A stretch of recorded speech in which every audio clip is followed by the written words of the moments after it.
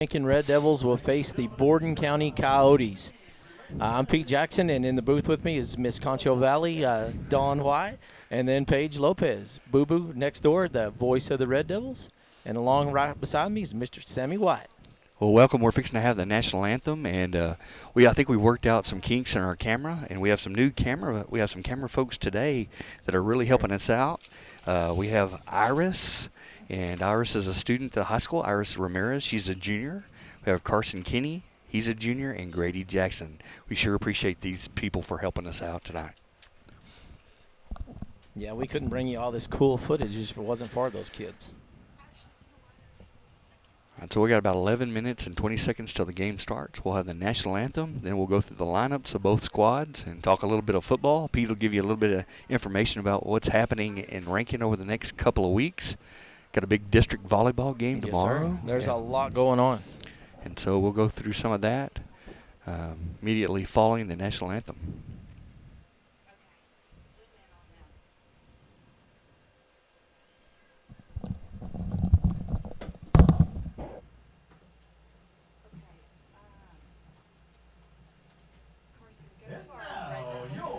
Hello. Rankin High School school song.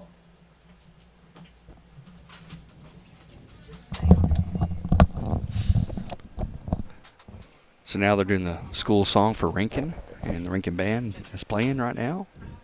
And if you noticed all the fingers up in the air, showing Yes, a lot sir. of pride and tradition. That's one thing I noticed when I came to Rankin, is they had a lot of pride and tradition. Oh, always have. You know, and it's going to be a very nice afternoon. It's 89 degrees right now on the field, and it's a far cry from, I guess, 2 weeks ago whenever it was right at 100 degrees. And it's really, really nice. The wind's kind of light breeze right now, kind of out of the southeast, so it's going to be a very nice night for football. Definitely, and we're Borden County. I know Rankin has faced Borden County in the past, and they're hard to beat. Always Right. have been hard to beat. And right now they're 0-2, which is very unusual for Borden County. But they've played some really strong teams. Well, that's what I was going to say. They're 0-2 against a really stacked schedule. Yeah, and they always play a schedule. Their coaches, Bubba Edwards and Trey Ritchie, do an outstanding job and have a lot of knowledge. You're growing up in Jayton, Texas, both of them playing six-man ball when they're in high school and junior high. And so they bring a lot to the table when it comes to coaching six-man football. Well, they come from a winning tradition over there in Borden County to where, even though this is kind of a rebuilding year for them, you still don't put nothing past the Borden County Coyotes because those kids come to play, and even on a bad year, they're still pretty dang good. All right, we're going to kind of quit talking during the national anthem, let you enjoy the sights, and if you can hear the sounds, great. If not, we'll come back to you right after the national anthem.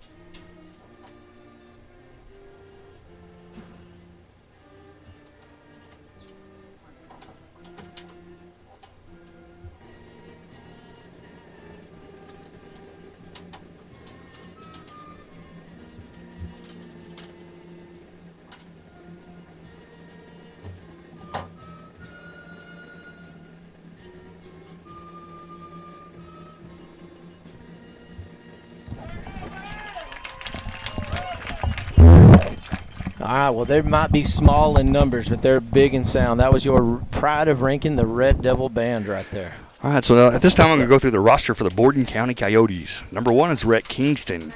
Number 2, Callan Keeler. Number 3, Brant Behrens. Number 4, Garrison Proctor. Number 5 is Clay Wilson. Number 8, Mason Adcock. Number 9, Ben Nix. And number 11 is Coda Bingham. Number 13, Landon Forey. Number 15, Datch Flanagan. Number 18, Logan Briley. Number 19, Ismael Rodriguez. Number 20, Shanks Walker. Number 21, Zach Lewis. Number 22, Kason Oakes. Number 23, Hagen Gordon. And number 24, Thomas Snell. Coaches are Phil Behrens and Bubba Edwards, and the head coach is none other than Trey Ritchie. Trainer is Brooke Cavell. Managers are Ethan Stevens, Callie Edwards, Dally Miller, Kinsey White, Jenna Holbrooks, and Kellen Vickers. Principal is Mr. Britt Gordon, and the superintendent is Mrs. Stephanie Behrens. Cheerleaders are Allison Buchanan, Tyler Cole, Maddox Market, Brooklyn Torres, Haley Carpenter, and Cadence Lowry. Mascot Mackenzie Lewis, and the cheerleading sponsor Carissa Buchanan. All right, and in my hand right now, I have the roster for the 2021 Rankin Red Devils. All right, that's going to be number 1, Cadrian Armendariz. Number 5, Richie Escajeda. Number 7, Isaiah Martinez. Number 8, Blake Wise. Number 10, Caleb Aguero. Number 11, Blake Bunger. Number 14, Harrison Fouts. Number 15, Barrett Jackson. Number 21, David Bunger. Number 22, Rudy Escajeda. Number 23, Braxton Kirkland. Number 25, Andres Reyes. Number 32, Max Morgan. Number 40, Zachary Vogel. Number 44, Cole Kura. Number 88, Moses Amagar. And number 12, Jackson White. Our head coach, athletic director, is Garrett Avalos. Assistant coaches are James Garrett, Colton Martin, James White, Chase Riker. Managers are Nathan Gaddis, Arlie Selman, Gage Lopez, and Chase Garrick, Ben Solis, and Parker Perwozniak. The filmer is David, I don't know his last name. Yeah, you had to take a step out. He's a foreign exchange student, and we're glad he's here. All right, and our athletic trainers, Jim Sears. Cheerleaders are Bree Header, she's a head cheerleader. Bianca Cura, Katrina Perwozniak, Alexis Aguero, Rihanna Piarta, and Taylor Ramos. Band directors, Miss Bobby Templeton. Our principal is Adrian Gallardo, and our superintendent, Superman, super great guy, Mr. Super Sammy White. You're too nice about that. Hey, so they just had the captains on the field, and it looks like Rankin Red Devils have won the toss, and they have elected to receive. So Rankin will start the game on offense. Yes, sir, and here they come out of the tunnel. And they're carrying the flags, and that's a great video right there, watching the kids coming out of the tunnel with the flags in hand. And what about no better occasion than on the eve of 9/11. Yes, sir. And we'd like to thank all our friends and neighbors from Borden County making the trek here to Rankin. It's a beautiful evening in West Texas. See the windmills are rolling a little bit there in the horizon. You know, you talked about 9/11, but on a good note on 9/11, the girls volleyball district starts on September the 11th. And their playoffs will start on November 14th, so it's getting game time now for the girls volleyball. Homecoming's coming up October 1st. Awesome. I'd like to wish the girls personally good luck tomorrow and wink. Go get them and start district off right. Yes, sir. All right, back deep to receive for the Red Devils is going to be number 15, Barrett Jackson. The big guys up front is going to be number 5, Escajeda, number 23, Braxton Kirkland, and number 21, Bunger. The guys in the middle are going to be number 7, Isaiah Martinez, and number 10, Caleb Aguero. And I know some of you viewers at home are missing Boo Boo on the broadcast, but he is our live announcer, and he is the official voice of the Devils. You'll hear him in the background, and we're sure proud of the job he does for the Red Devils at every football game. You know, he takes this job serious. He absolutely loves everything about, being the voice of the Red Devils, Red Devil football. I think if you had a Red Devil quarter pitching team, he would be all in. Yes, yes, he would definitely. And our stands here, man, they're getting full. We have a full house here. Lots of cars in the parking lot. 2 great teams going to battle it out today, and we'll see what happens. I do know the coaches are worried about Borden County. They are athletic and well coached, and they block really well. All right, teeing up the ball for the Coyotes is going to be number 19, Ismael Rodriguez. And the game is about to be underway.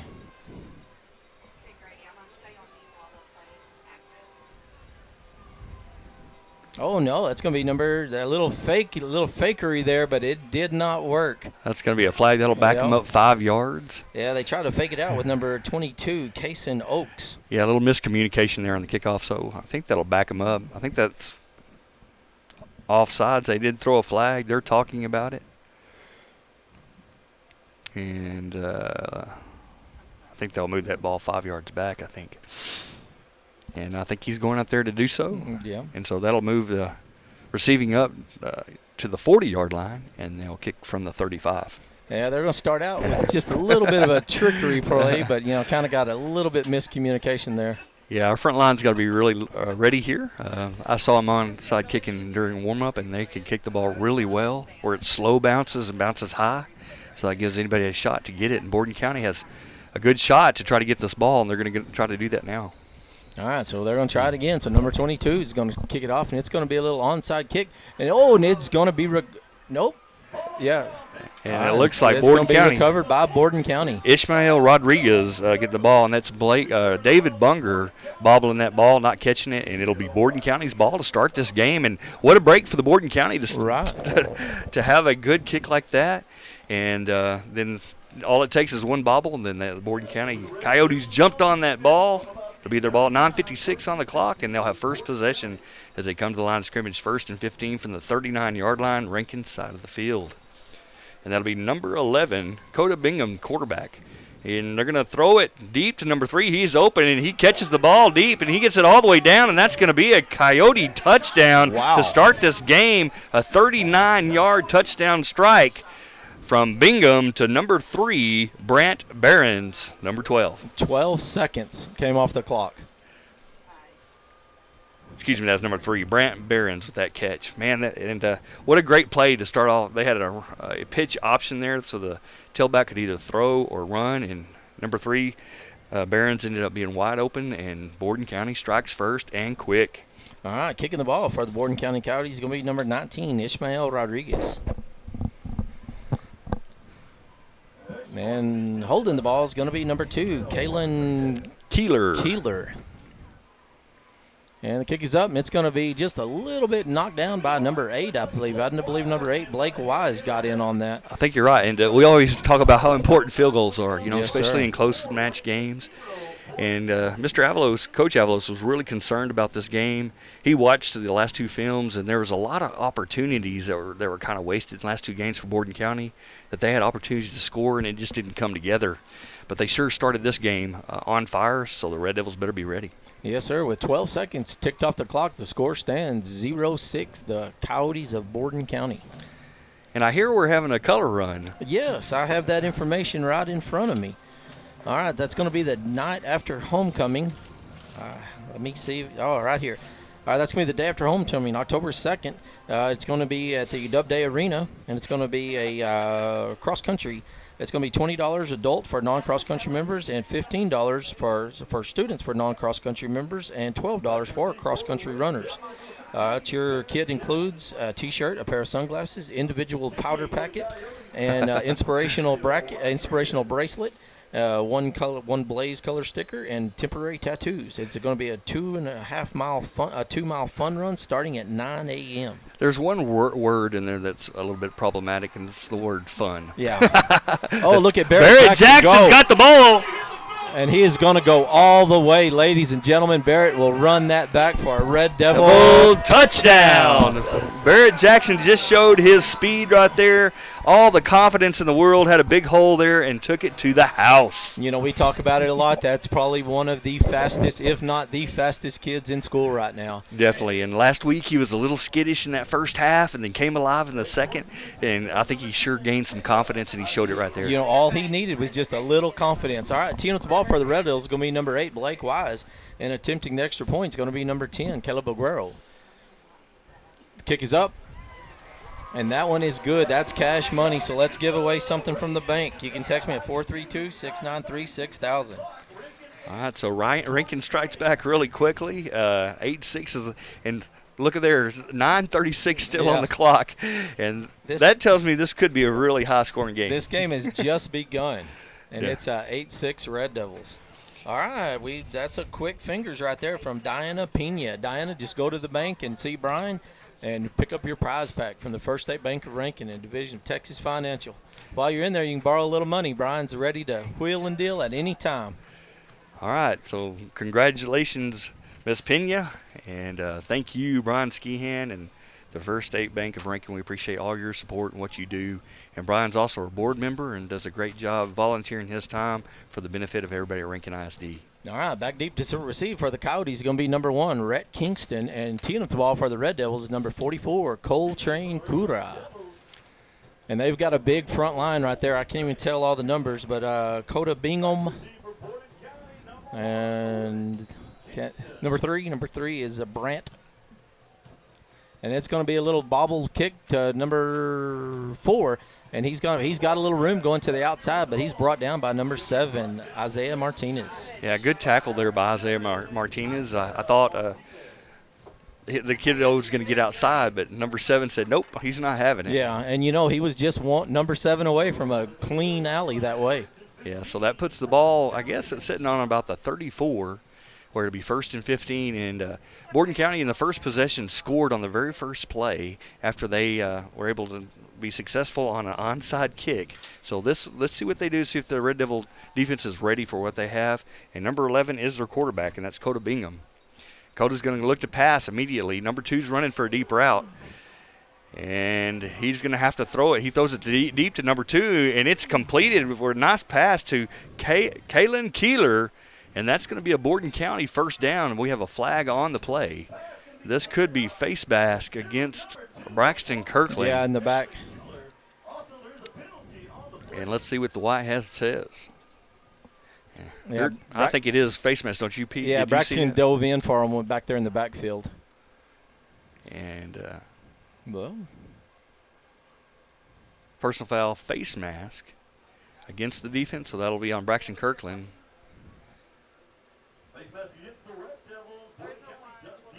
And I didn't think you could decline that penalty. I thought it was automatic.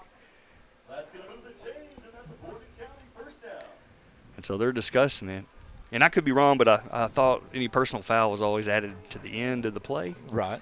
And I think that's what Trey Ritchie is arguing right now. Yeah, and he's right. Yeah, that's what they're doing. Yeah, Coach Ritchie knows, and so they'll take the play and the penalty. Well, he knows a little bit about six-man football. Yeah, so I think they're going to mark off the penalty. Yep, from the end of the play. So that'll be 15 yards marked off there because of the face mask. So they get the yardage and the personal foul. And now it's correctly marked off. And so that's going to be 1st and goal, and the ball now on the 12-yard line. And Borden County looks pretty good on offense right now. Yes, sir. And they're lining up. That's Bingham under center. He is the quarterback tonight for Borden County.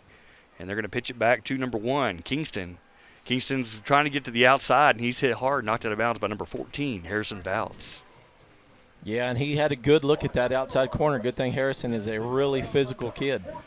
And so that's 2nd down. The ball now on the 4-yard line. Borden County knocking on the door to score here. And let's see if the Red Devils can hang strong and stop them. And Borden County looking really strong now on offense. Come to line of scrimmage again, number 11. That's Bingham, the quarterback. And they got a little movement at the line. They're going to let it go. And he's tackled by number 10, Caleb Aguero, and number 8, Blake Wise. All right, it's right about the 6-inch mark.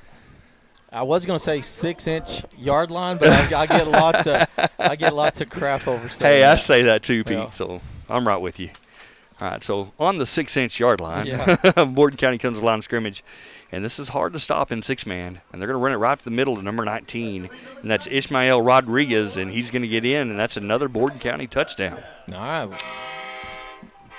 right, I believe going to tee up the ball this time. They might change it up, but no, they're going to stick with number 19, Ishmael Rodriguez. And holding the ball, teeing up the ball is going to be number 2, Kalen Quillar. And we got back in there quick last time, so let's see if we can do it again.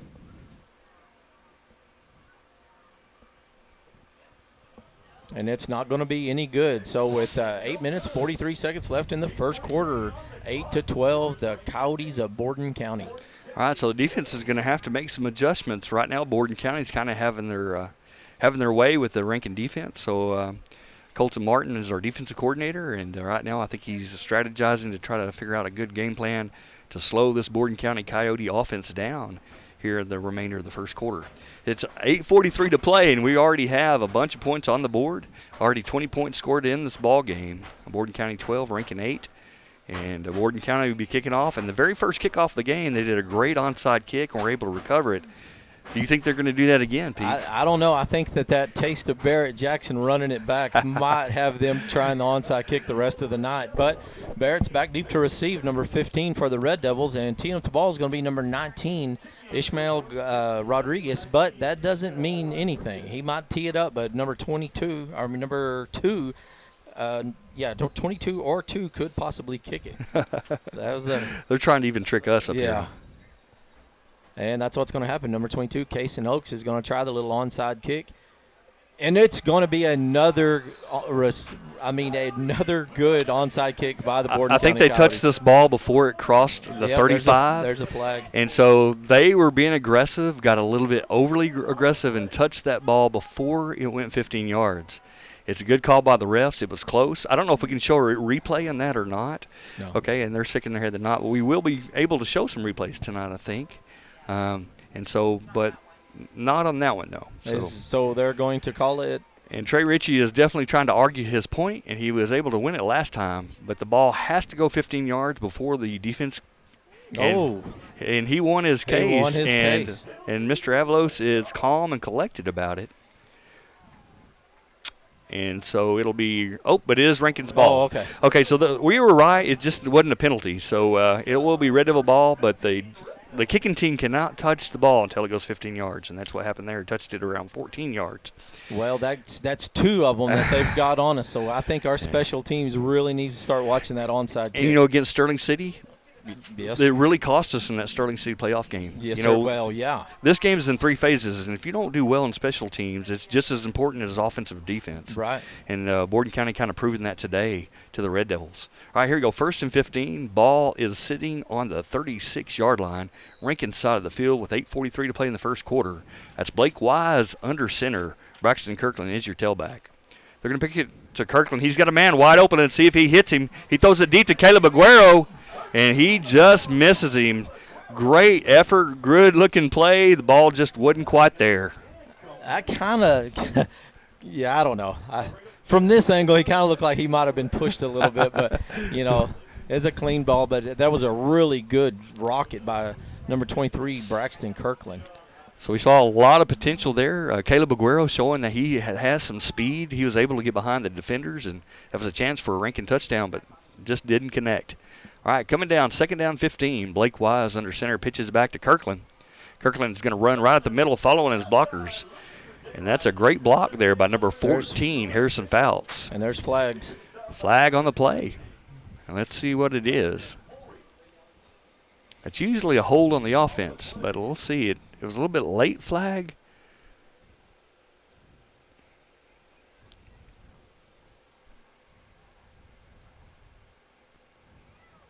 And they're going to move it back. They're going to call a cut block. A cut block. Now, you can cut block at the line of scrimmage, but you can't cut block past 5 yards past the line of scrimmage if I understand the rule correctly. So that is a big penalty. So that rule has changed, and it's a 10. Wow. So the Red Devils have a long ways to go, about 30 yards. And I didn't realize it was a personal foul penalty. Yeah. I thought it was like an illegal block, which is a 10-yard penalty. But I think they did mark 15 yards off. Let's see. So the Red Devils have a heck of a hole to climb out of right now. All right, so they come to the line of scrimmage. Blake Wise under center. And they're going to blitz. And Kirkland has a whole room in front of him. And good run there by Braxton Kirkland. Great hole. Picks up about 10 yards on the play. Braxton's one of the only kids I've ever seen to get a really good 10-yard run and be upset about it. He was mad. He just had one more guy to beat. He could smell pay dirt right there. All right, so here we go. We got a big 3rd down play. It's 3rd and about 19-20, about 20 yards for the first. As the Red Devils come to the line of scrimmage, and junior Blake Wise is at the helm. He's going to pitch to Kirkland. Kirkland can throw, and he's going to look to run it. He still can throw it. He does throw it deep to number 5, but throws it out of bounds. And it falls incomplete. That's be a big 4th down. That's going to bring up a big 4th down, about 4th and 20. And it looked like that ball slipped out of his hand when he threw it. Yes, sir. And so 7:47, this is a big play. Rankin behind early, 12-8. Borden County has been able to score at will against the Rankin defense. And right now, the Rankin offense is under a lot of pressure. Let's see what they pull out of the old hat here. Do you think we have something, a little razzle-dazzle? Man, I think we need to. Checking in for the game is going to be number 15, Barrett Jackson. And they're going to hand it to him right up the middle. He's got the outside, and he could be gone. Oh, and he's not going to get the first down, but what a run by number 15, Barrett Jackson. And that was about a 17-yard scamper, but just not long enough for the first down. Yeah, he was about 2 yards shy. But, wow, what a run. And so that's going to be 1st and 15, turnover on downs, and Borden County will have the ball. You know, just a few penalties, just kind of didn't bounce our way. Then those 2 onside kicks, got us in a hole early. But, it's nothing that we can't fix. Yeah, we just got to dig out a little bit, and we got to stop them on defense. Let's see what happens. And they're going to pitch it to the outside. They do get the speed sweep to the outside, and that's number 1, Rhett Kingston, with a nice run, picks up around 12 yards. Well, he was chased out of bounds by number 14, Harrison Fouts. Yeah, pick up a 13 on the play right there, and a good speed sweep to the outside, beat the man to the corner. And that good little fake inside had really held the defense and caused Kingston to be able to break to the outside. So Borden County going to come to the line of scrimmage, second and short, second and about 3. And that's Bingham, the quarterback. He's going to pitch it to the tailback, this time number 4, but the whistle's blown. And it's going to be timeout Borden County. That'll be their first charge timeout of the game. People always text and say, oh, Pete, you're doing such a great job, yada, yada, yada. But I do have a text right here that says, outstanding camera work this week. We can see everything from every angle, all the way out in East Texas. Thank you very much. Well, we love to get those messages. Yes, we do. But you know what? We also like the constructive messages, because last week when we did get some constructive criticism, we kind of did some troubleshooting and figured out how we can make it better. So thank you for that. We sure appreciate it. And I'm glad that you're watching in East Texas, and tell your friends, tell your family to watch that Rankin Red Devils. I know my parents are listening right now in Burro Mountain, New Mexico. And I bet it's a little bit cooler there than it is here. Yeah, I think it's already getting close to wintertime at night up there. They're already wearing jackets. Yeah, I think at night they run the heater. In the daytime it's still summertime, but at night I think it's already chilly. Well, I was looking around the crowd. There's a lot of alumni. I mean, there's some alumni from 1968 in the house tonight.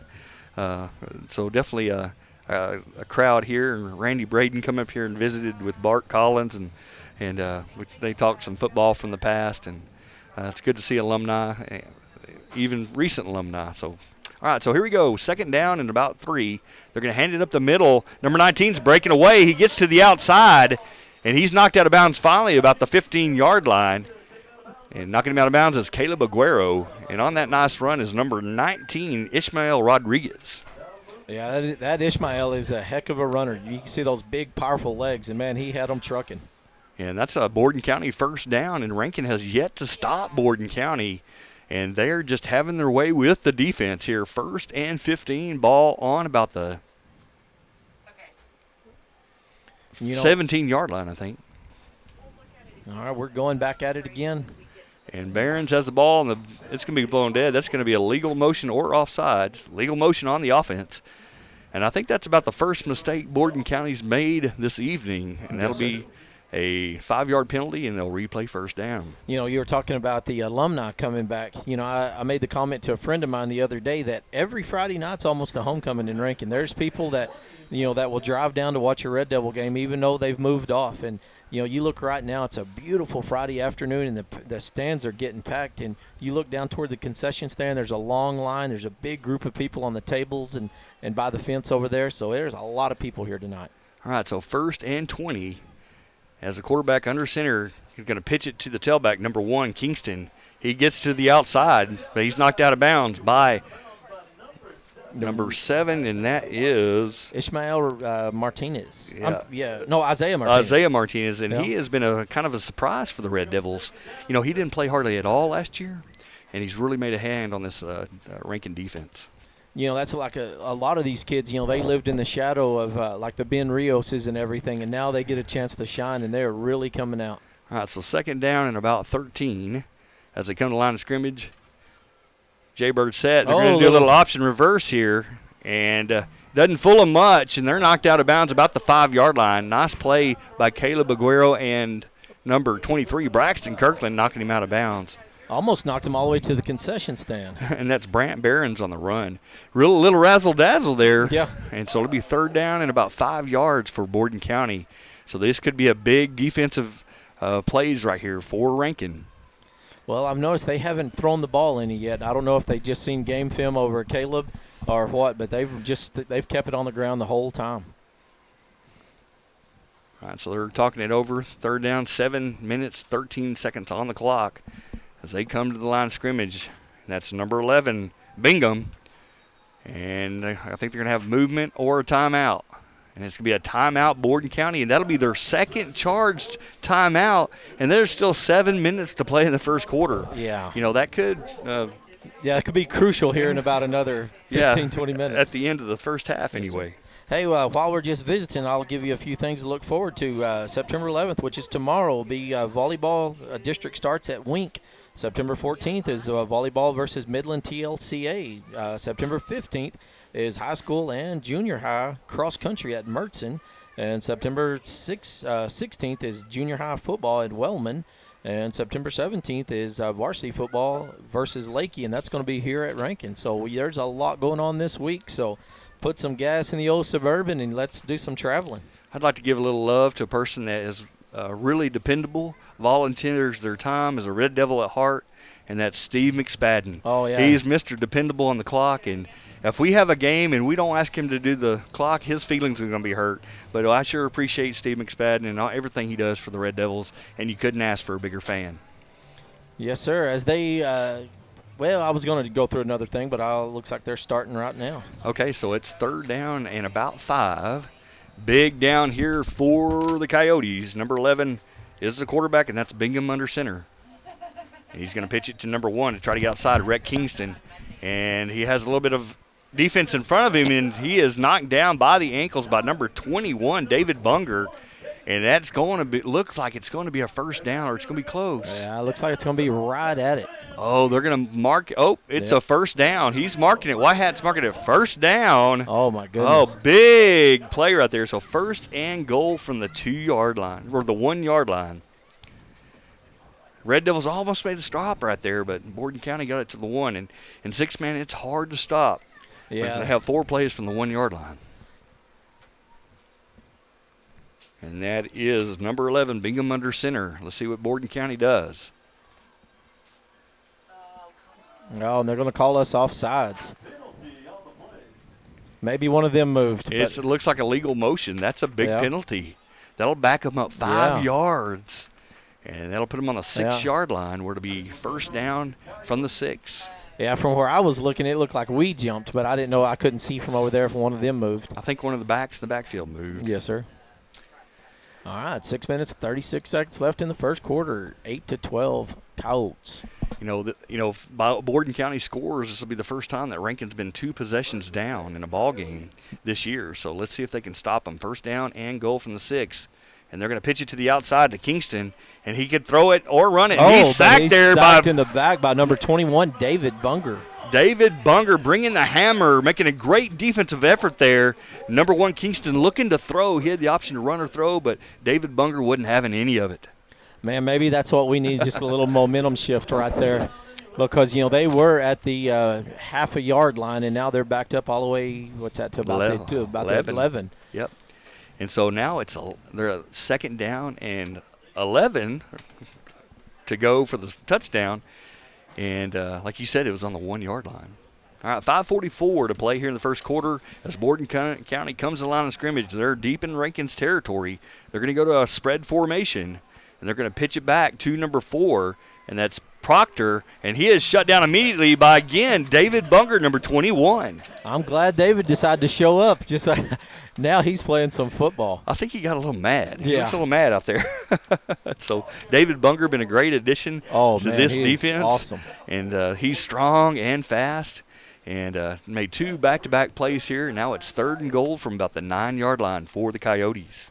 And the beautiful thing about him is he's just a junior, so we're going to have him a whole another year, and he's about 6'5", and just nothing but a 6'5" muscle.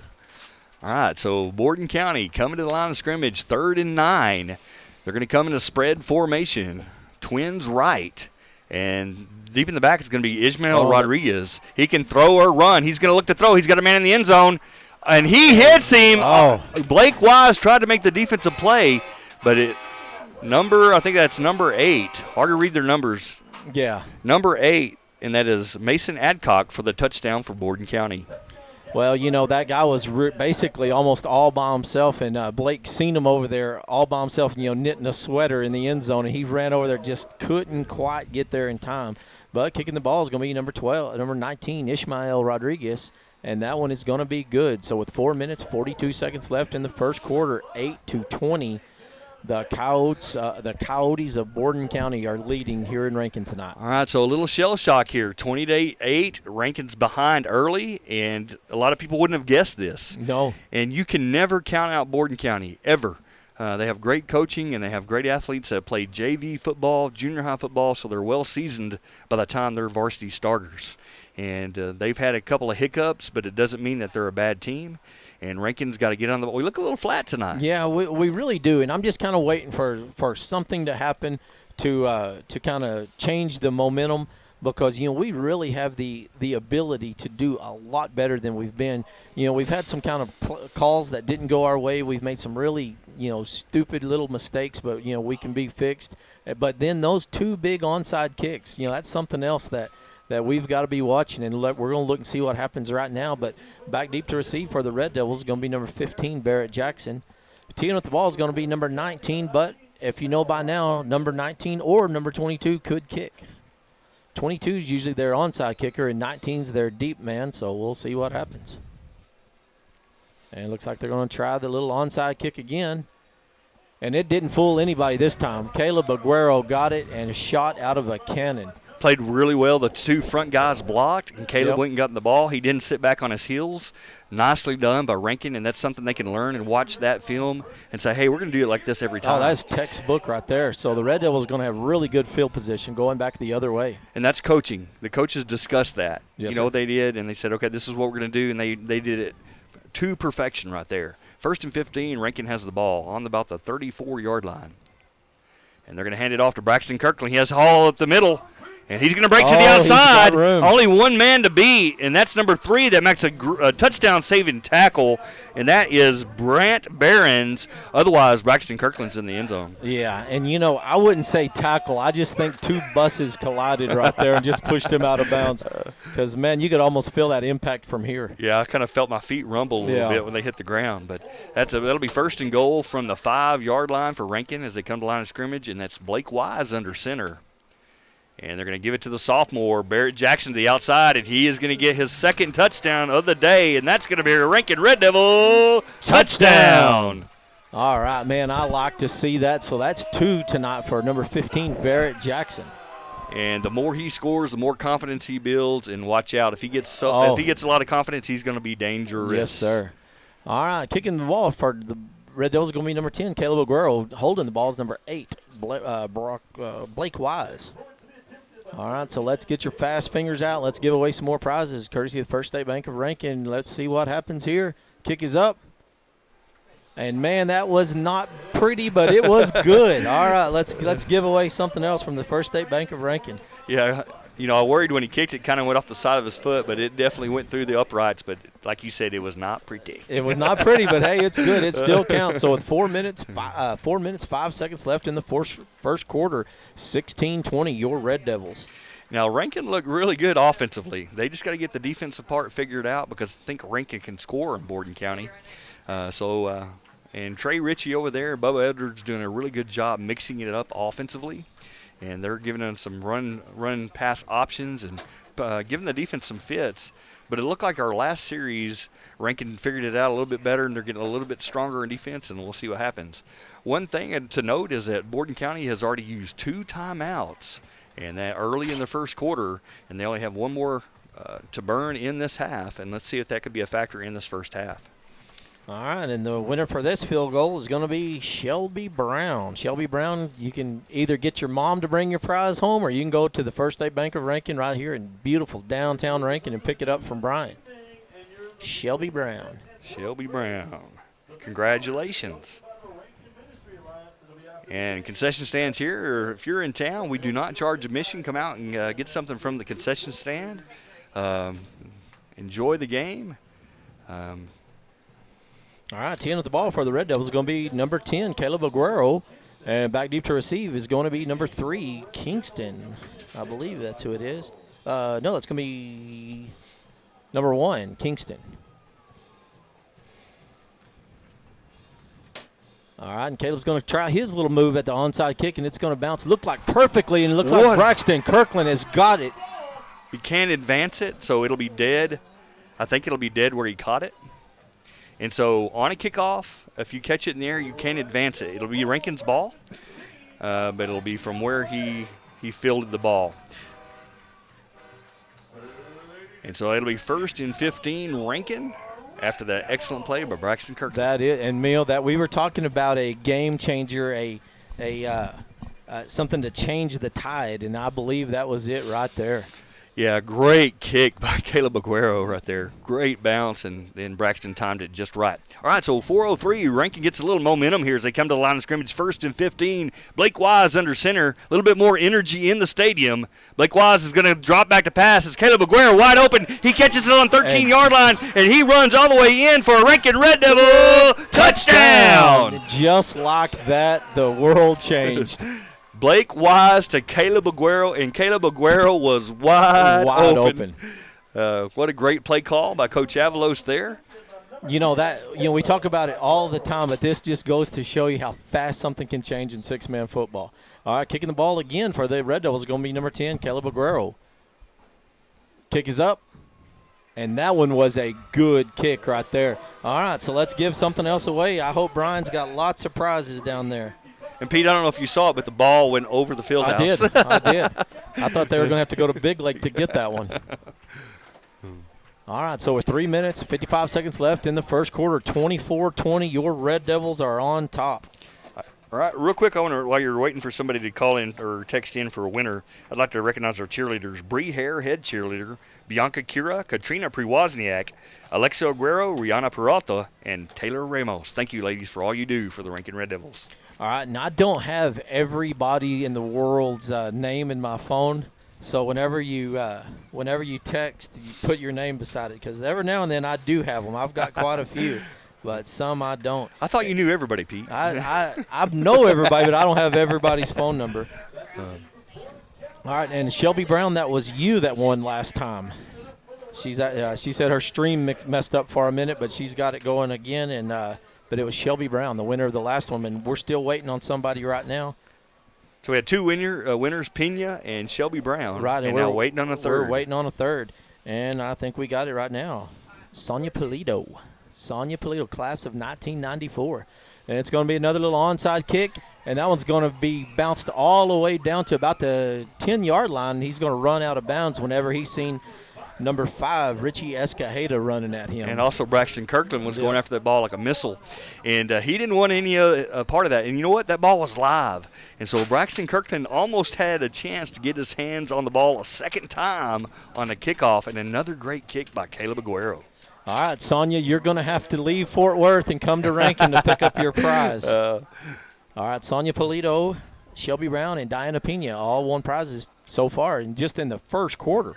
All right, so number 11, Coda Bingham under center, and they're going to hand it up down the middle, and for a short gain, nice defensive effort by Blake Wise, and I think he picked up around 4 yards on the play, and that was Ishmael Rodriguez, the ball carrier.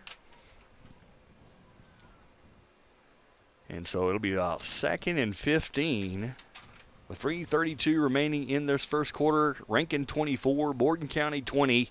And let's see if the Red Devils can stop the Borden County offense. And they're going to hand it to Ishmael again. And he's tackled by Blake Wise. Almost identical gain, 5 yards again. So that's 2 5-yard runs back-to-back by Ishmael Rodriguez right up the middle. Yes, sir. You know, they that last play, they sold that kind of fake pitch really well because I was looking this way whenever the play was that way. All right, so let's see what they do now. 3rd and 5. Red Devil defense looking better. This could be a passing opportunity for the Coyotes. And Bingham's going to hand it up the middle again to Ishmael. 3 runs in a row. He's tackled that time again by number 8, Blake Wise. 3 tackles in a row. Yeah, it don't look like it's working now. Look, looks like the Rankin Red Devils has figured that one out. Well, it's 4th down, and you're going to see Trey Ritchie running the clock a little bit here. You know, he's kept the ball on the ground here 3 plays in a row, trying to slow the pace of the ball game. He saw that the Red Devils were able to score pretty quickly, and so he's smart. He's going to run that clock down a little bit. But right here, he's going to have to go for the first down. This could be a passing down. And let's see if the Rankin Red Devils can stop him on this big 4th down play. Here we go, 4th and 4. Borden County comes to the line of scrimmage. Number 11, Bingham under center. And they're going to call timeout, and that will be the final timeout for Borden County with 2:12 remaining in the first quarter. Yeah, first quarter. So that could get interesting here in a little bit. And so this is an exciting down. This could be after the touchdown, we have a little bit of momentum. But if Rankin really stops them right here, that's going to be a big momentum shift for Rankin Red Devils. Oh, exactly. And we were behind, and now we are back up, but we are only back up for just a little fraction, and there's still a lot of football to be played by a really good team. All right, I'd also like to give a shout out to our athletic trainer that does a great job for the Devils and has so for many, many years. He's a Red Devil at heart as well, and he loves our school, loves our kids, and volunteers his time sometimes, and he comes to our track meets and our basketball tournaments and our away football games, home football games, and that's Jim Sears. Thank you, Jim Sears, for everything you do for the Rankin Red Devils. Oh, I mean, I tell you what, that guy is all about Rankin Red Devil. You'll go to Midland and you'll see him at Walmart, and he's got his Red Devil T-shirt on. Oh, my goodness. Yeah, he's a great guy. He is. And he can bend your ear pretty good, too. Oh. Well, maybe that's why we get along. All right, so this is a big 4th down. So Borden County comes out. They're huddled up and ready. 2:12 to play here in the first quarter. It's 4th and 4. And the Borden County Coyotes come to the line of scrimmage, and the ball's looks like on the 21-yard line. And they're going to pitch it back. He can run or pass, and that's number 1, Kingston. And he's looking to throw, and there's a flag on the field over here. And they dump it, and they're going to get a first down out of this to Ishmael Rodriguez. And I wonder what the flag is. Otherwise, that's going to be a Coyote first down. Well, I was looking back there in the back, and I didn't see what happened over here. I didn't either. And so right now it's a first down. They're not moving the chains and discussing it. Let's see what happens. And it is going to be against Rankin, and that'll be a first down. They will move the chains after that nice throw and catch from Kingston to number 19, Ishmael Rodriguez. There's going to be a holding against the Red Devils. And so after that 4th down play, the Rankin defense had a chance, and now they have a whole other stack of downs to contend with. And let's see what happens as Borden County comes to the line of scrimmage. And they're going to hand it to them. They're going to pitch it to the outside. That fake knee, and the ball's on the ground, and it's recovered by number 4, Garrison Proctor. And that's going to be a big loss on the play for the Coyotes. Yeah, that's going to be about a 7-yard loss. Well, maybe farther than that. About an 8-yard loss. So, yeah, that was a really good deal. Man, our guys was back there really quick. Yeah, it says 2nd down and 24. I hear Boo Boo say it over the loudspeaker. So 2nd and 24 after that misconnection. Now, that was a good fake. It faked me out, but the pitch wasn't great, and it fell on the ground, and they were able to recover it. So it'll be Borden County ball, 2nd and long, as number 11 Bingham's under center. And they're going to pitch it back, and Kingston can run or throw, and he's got a little bit of room. He's going to dump it to 19, and there's another flag on the – and that's Ishmael Rodriguez still on his feet. He's finally brought down by Harrison Fouts after first down yardage, and there's another flag in the secondary for the Red Devils. And Colton Martin on the field. I think they're going to call defensive holding again against the Red Devils. This should be declined. And it will be declined. It'll be first down after that throw and catch to Ishmael Rodriguez. Ishmael Rodriguez has been involved in every play of this drive so far. I guess I really need to watch what's going on back there because I'm always watching where the play is. But, that's two of those big defensive holding play calls. Yeah. And so I think it's on number 21, David Bungers, who they called that on. So it'll be 1st and 15, ball on the 27-yard line. And that's Bingham under center. He's going to pitch it back to Kingston. Kingston can run or pass. He's going to dump it to Ishmael Rodriguez. Ishmael Rodriguez is going to cut to the middle of the field, and he's finally brought down by number 10, Caleb Aguero, and number 14, Harrison Fouts. But that'll be another Coyote first down. Man, I'll tell you what, that kid is slippery. Yeah, and Coach Martin is not happy at what he's seeing. He seems a little frustrated at his defense right now, and rightfully so. Right, I totally agree with him. And then Borden County knocking on the door. Now they're in the red zone, so to speak. It'll be first down and 10. The only thing is Borden County has no more timeouts here as they come to the line of scrimmage with 30 seconds remaining in the first quarter. Rankin 24, Coyotes 20. Bingham under center. He pitches back to Kingston. Kingston tries to get to the outside. Nicely played there by number 21, David Bunger. Yes, sir. Those defensive holding calls, were they 10-yard penalties? Yeah, they're 10-yard, but they're declined because the plays were first down.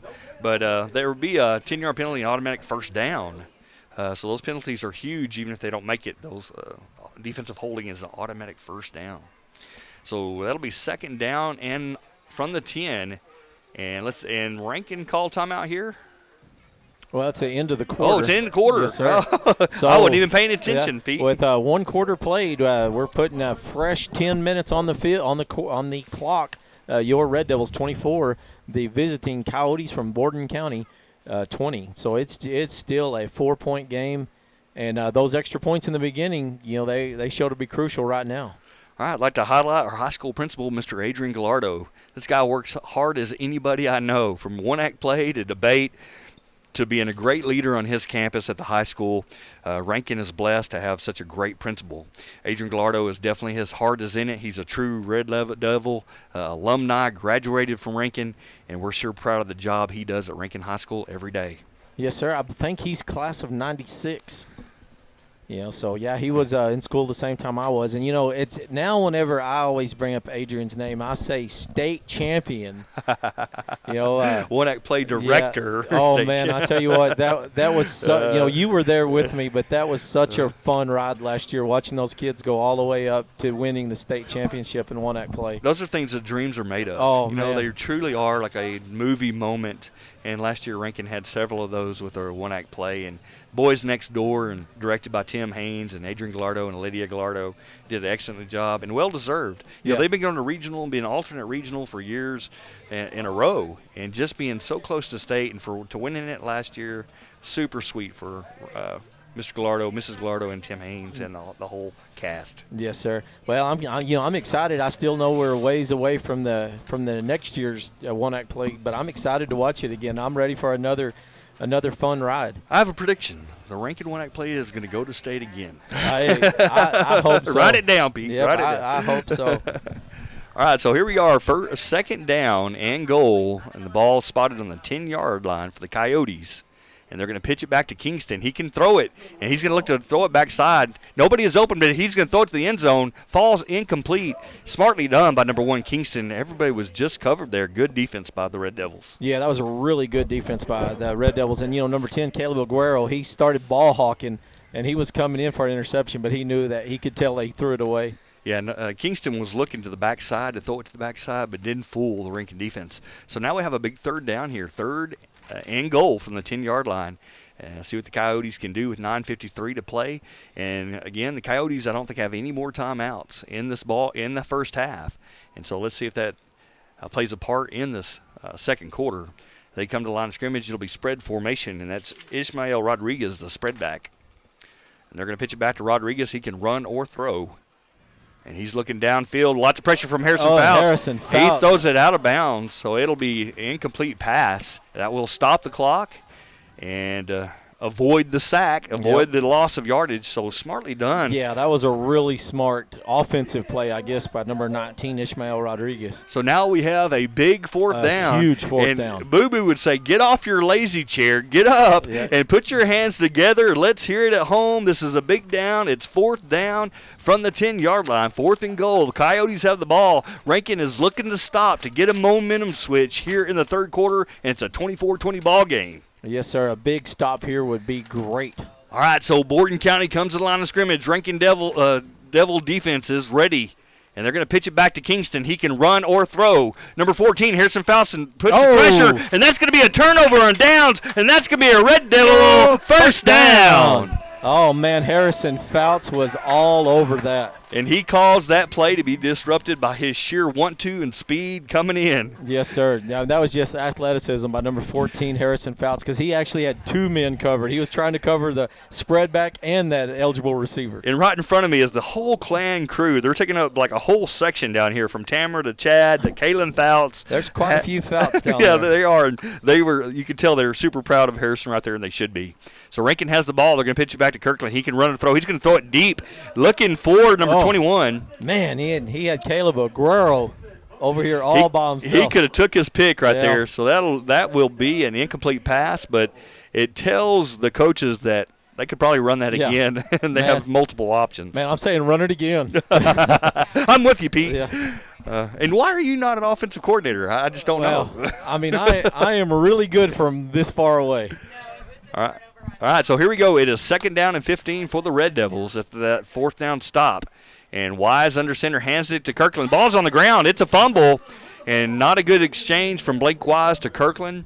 And they fumbled, but luckily Braxton jumped on it and recovered it. Yeah, that could have been ugly because number 19, Ishmael Rodriguez, was right on Braxton. So he's lucky that he did dive back on it. All right, so after that little momentum switch, and that's already Rankin finding themselves in a tough position here. 3rd down and 15. Ball is on about the 9 yards. It's actually 3rd and 16. Ball on the 9-yard line. Red Devils come to the line of scrimmage. Wise under center. Pitches back to Kirkland. Kirkland can run a throw. He's going to throw it deep. He's throwing it way deep. And what a catch by Caleb Aguero, laying out, catching that ball on about the 33-yard line. God, I was fixing to say that's a little bit long, but my goodness, that kid stretched out. I bet he was 10 foot long when he stretched out there. Wise under center by Caleb Aguero. Nice throw from Braxton. I thought he threw it too. I was like, way deep. And what a catch by Caleb Aguero there. What a catch for Caleb Aguero, number 10. Man, that kid can catch anything. All right, 1st and 15. Red Devils have some life. 8:42 remaining. They're going to pitch it back to Kirkland. Kirkland's going to run up the middle, but nice play there defensively by number 11, Bingham, for the Coyotes. Man, my heart is still beating fast after watching that huge throw. I didn't know if they were able to do a replay on that. Oh, we got one. Oh, sorry, and we were talking over it.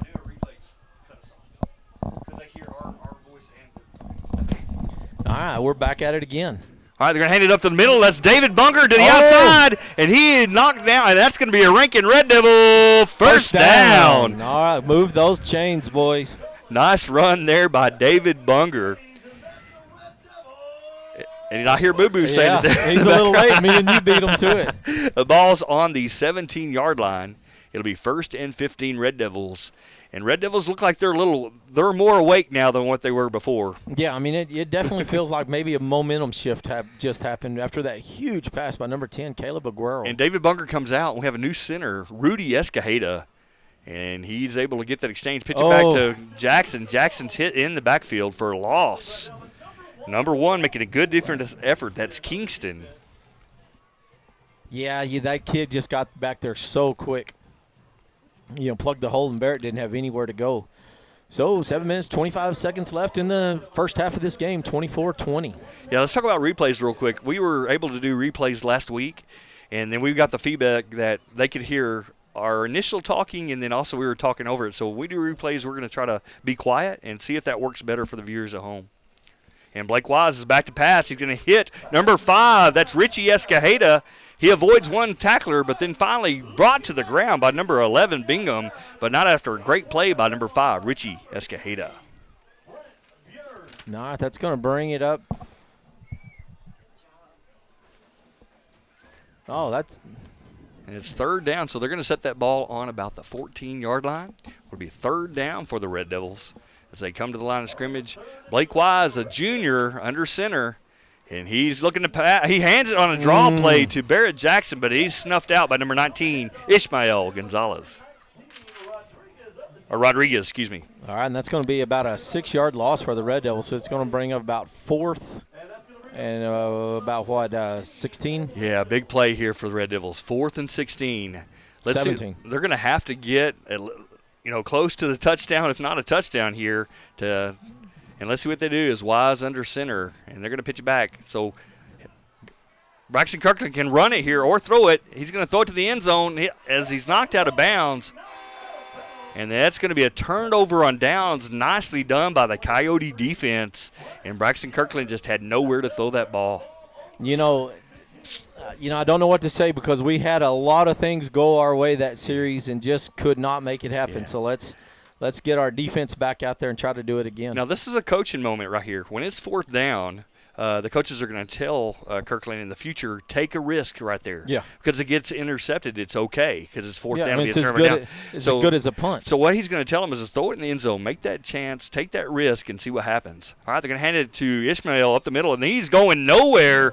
Red Devil defense staying strong, and that's number 14, Harrison Fouts, shutting them down. That'll be a 1 yard loss on the play.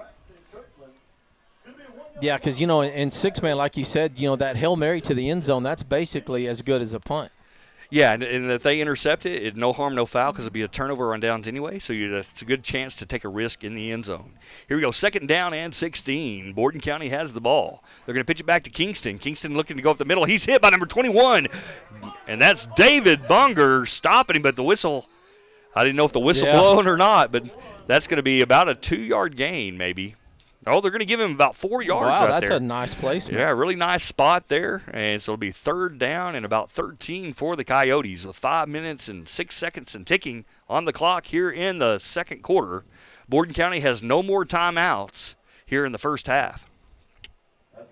All right, so still right under 5 minutes left to play in the first quarter. All right, so here we go. Borden County, that's Bingham under center. 3rd down and 13. And they're going to pitch it back to Ishmael. Ishmael, number 19, is going to run it. And number 7, he gets through number 7 and finally knocked down by Caleb Aguero after a nice run. That's a big pickup for Ishmael Rodriguez for the Coyotes. Yeah, we totally missed him twice, 2 separate times. He just slipped right through us. So that was a big run by, like you said, number 19, Rodriguez. All right, so Borden County gets a new, fresh set of downs as they set the ball on about the 34-yard line. And so Bingham under center, let's see what they do here on 1st down. And they're going to pitch the ball to Kingston. Kingston's going to run up the middle. He's hit by number 7, and that is Isaiah Martinez making a pretty good tackle, but not after about a 6-yard run, 7-yard run for the Coyotes.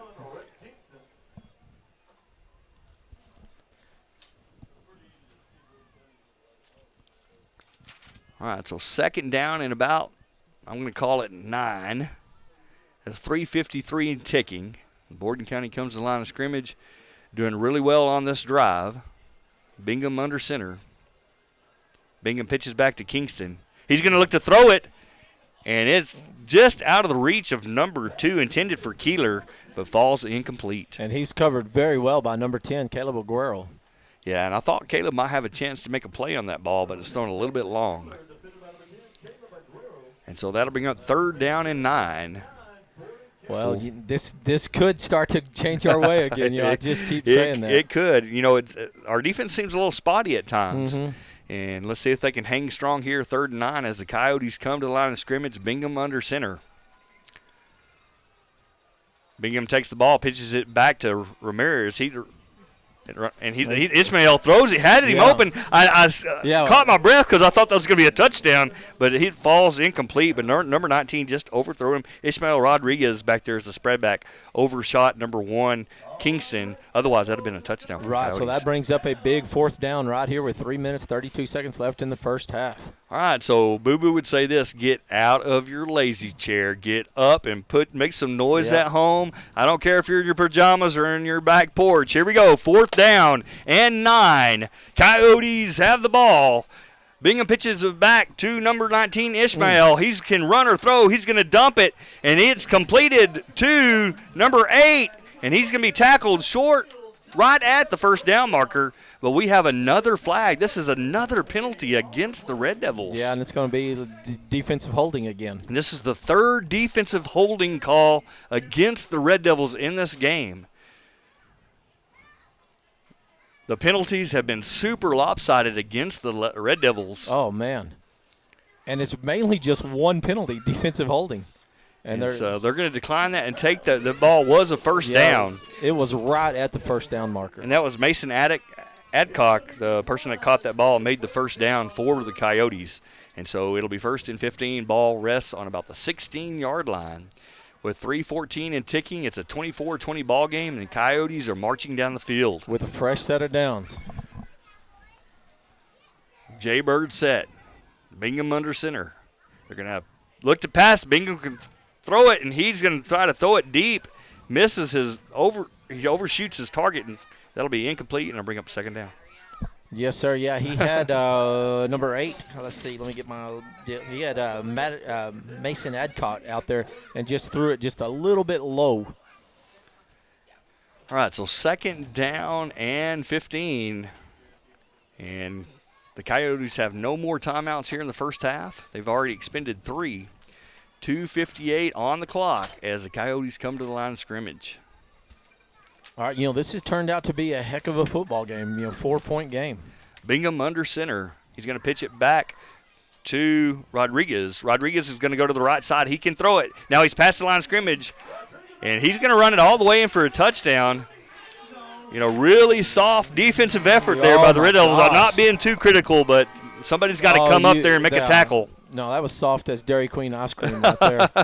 And nothing against Borden County, but Red Devils going to have to converge on that ball and come up and not sit back on their heels. And that'll be a touchdown for the Coyotes. All right, and the man that just made the touchdown is going to be attempting the extra points. That's number 19, Isaiah Rodriguez. All right, the kick is up, and that one is not going to be any good. So those blocked points could matter because with 2 minutes and 50 seconds left in the first half of this contest, 24-26, the Coyotes of Gale at Borden County. So Ishmael Rodriguez, right now, he's the player of the game on the Borden County side of he's doing everything. Yeah. And touching the ball a lot and making things happen. But then a lot of penalties for the Red Devils. A lot of defensive holding. They've, And just a lot of, small little mistakes, too, And so right there, I'm sure Colton Martin's going to want those defenders to come up and converse on that ball, attack it instead of sitting back on their heels. If they did that, they could have avoided a touchdown right there. And so here we go with 2:50 on the clock. It's a 26-24 ball game, and I mentioned it earlier. Extra points can be a real difference in a close game. Crucial. All right, back deep to receive for the Red Devils is going to be number 15, Barrett Jackson, and you could tell by the first touchdown that Barrett is capable of running it all the way back. Our front line guys are going to be number 21, David Bunger, number 23, Braxton Kirkland, and number 5, Richie Escajeda. We also know that they can kick a really good onside football. We do. and we really don't know who's kicking the ball because they have options. Number 19 is usually their long guy, and number 22 is usually their onside kicker. And now they moved Caleb to the left side. Usually when they have the ball on the left hash, they kick it to the right, what I call the right side. Right. Over there where Caleb Aguero is. And so Braxton Kirkland and David Bunger last time did a good job of blocking and Caleb going to get that ball. Let's see if they do that again or if they kick it deep. They're going to kick it deep. All right, here we go. All right, Barrett Jackson receives the ball, and he's got nothing but green grass. He's found a hole. He's cutting back to the inside, but he's going to be brought down at about the 30-yard line, and he had a clean alley up this way. If he just stayed outside, his vision, as a young guy, he'll learn that. But if he hits that hole to the outside, he could have been gone right there. Yeah, I do know that Barrett will go back and watch this, and when he sees that, he's going to just turn around and try to kick himself right in the back because he had nothing but green grass right down this sideline. But it was still a really good run. Yeah, so here we go. 1st and 15, ball on the 31. Blake Wise under center is going to hand it to number 23, Kirkland. Kirkland's going to bounce to the outside, run over a defender, and that's number 4 with the tackle.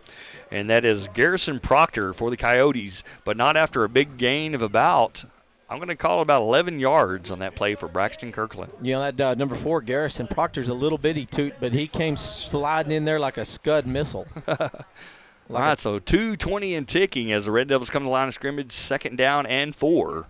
Ball on the 38-yard line.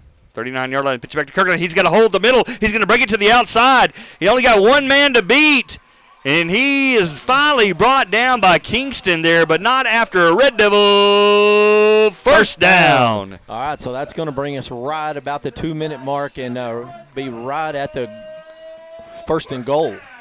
right on the 10-yard line. All right, so 2:03 and ticking. 24-26 is the ball game. Coyotes are on top. Red Devils knocking on the door. Come to the line of scrimmage, Jaybird set. Blake Wise under center. And they're going to hand it right at the middle, and it is stuffed there by a great play, and that is, again, Ishmael Rodriguez making it known that he's also good on the defensive side of the field. Well, you were talking about selling the fake. Man, I was just fixing to yell pitch to Barrett Jackson because I bit that fake. I thought it was a pitch. All right, so 1:31 and ticking. It's second down and goal. Ball is on the 9-yard line. Red Devils at the line of scrimmage, Jaybird formation. They're going to hand it to Jackson. Jackson has a little bit of room, and he's going to get in, and that's going to be a Rankin Red Devil touchdown by Barrett Jackson. Oh, my goodness, that boy's on fire. And good blocking up front, and way to go, Barrett, by sneaking out to the outside. If he sneaks it to the inside, he might get stuffed, but he did a great job, had great vision. Yes, sir. All right. They're going to hand it to Jackson. Jackson has a little bit of room, and he's going to get in, and that's going to be a Rankin Red Devil.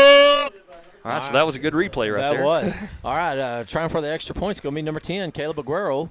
They're waiting on the snap. The kick is up, and that one's going to be just a little bit low. So with 1 minute and 19 seconds left in this first half of contest, 30-26. So it has stayed right at a 4-point game, give or take. All right, another shout-out here to the elementary principal, Brad Riker. If you've ever been Brad, his energy is infectious, and he's out in the mornings greeting the elementary kids every day, knows them by name. And I tell you what, as soon as he walks around those elementary kids get a smile on their face. Oh, I used to really enjoy dropping the kids off in the breakfast line in the mornings because he was out there shaking everybody's hand, high-fiving them. And now my kids are out of elementary, so I kind of miss those days. And then, you even hear the older kids and when they come over for lunch or breakfast and talk to Mr. Riker and make fun of him a little bit. So, Mr. Riker, great job every day at Gossett Elementary. We're sure proud of you, and thank you for everything you do for all the kiddos. Okay, I got some area scores real quick. Number 1, Sterling City is up over O'Donnell, 46-30 in the second quarter. Erin County's over Fort Davis, 32-8. Garden City is behind 54-8 in the second quarter against Water Valley. Knox City and May 38, Knox City 16. Say that again? Knox City 16, May 38. Wow. Knox City must be really good this year. All right, teeing up the ball for the Red Devils is going to be number 44, Cole Cura, and he's going to try his attempt at an onside kick, and it's going to be fielded quick and brought down by number 3, Brant Barons. Good. Thank you for the save there. Well, I know you save me sometimes too. Yeah. So. But at 1:19 to play here in the first half. Hey, crucial point, and I'd like to make it again, no timeouts for Borden County as they come to the line of scrimmage. They're going to probably have to go to a no huddle here if they're going to try to score, and they're going to be in a Jaybird formation. So if we can get inside their head and kind of rattle them a little bit. He's throwing it deep. A long pass. It's intercepted by Blake Wise at the 15-yard line. What a play by junior Blake Wise intercepting that football. That was a nice play. He's throwing it deep. A long pass. It's intercepted by Blake Wise. All right, Blake Wise with a great defensive effort there. All right, so that is a good turnover right before the half. Let's see if the Red Devils can capitalize and score with 1:11 to play here in the first half. Jaybird formation back at Kirkland. Kirkland's going to run up the middle. He is hit and stuffed after about a 10-yard gain. Clock is a factor. Rankin does have timeouts so that they can utilize with 1 minute and ticking on the clock. All right, I'm not going to look into my crystal ball, but I will say that Braxton Kirkland can throw, and he can throw at long ways. And they pitch it back to him. He's going to look to run, and he's hit the line of scrimmage and that's going to be a Red Devil first down with 47 seconds. Now, the clock will stop, but as soon as they set the ball, they'll get that clock a-spinning, and they got it spinning now. It's 44 seconds and counting. Red Devils have the ball, Jaybird formation. And they're going to hand it to Kirkland again. He is stuffed at the line of scrimmage with 36 seconds. Red Devils do have timeouts, and they're going to exhaust one here. Nicely done by our head coach, Garrett Avalos. Yes, sir. All right at 34 seconds. And, what do you look right now, a long pass? They just ran twice in a row, so I think they're going to have to pass. They've expended one timeout. I think they still have 2 timeouts. Yes, sir. And if that is correct, they can still run the ball. So as long as you have timeouts in your pocket, you can run or pass. It gives you a lot of options. And so I'm not going to say they're pass because they could run and use another timeout. Or, like you said, they may try to throw it deep, and who knows, because Braxton can throw the ball. Yeah, well, if I had a gun like Braxton Kirkland and guys that could catch like Caleb Aguero and number 8, Blake Wise, I'd probably just sling one down there. All right, so let's see what's happened. And we have a little bit of a momentum shift here right before halftime. Rankin is up by 4 points.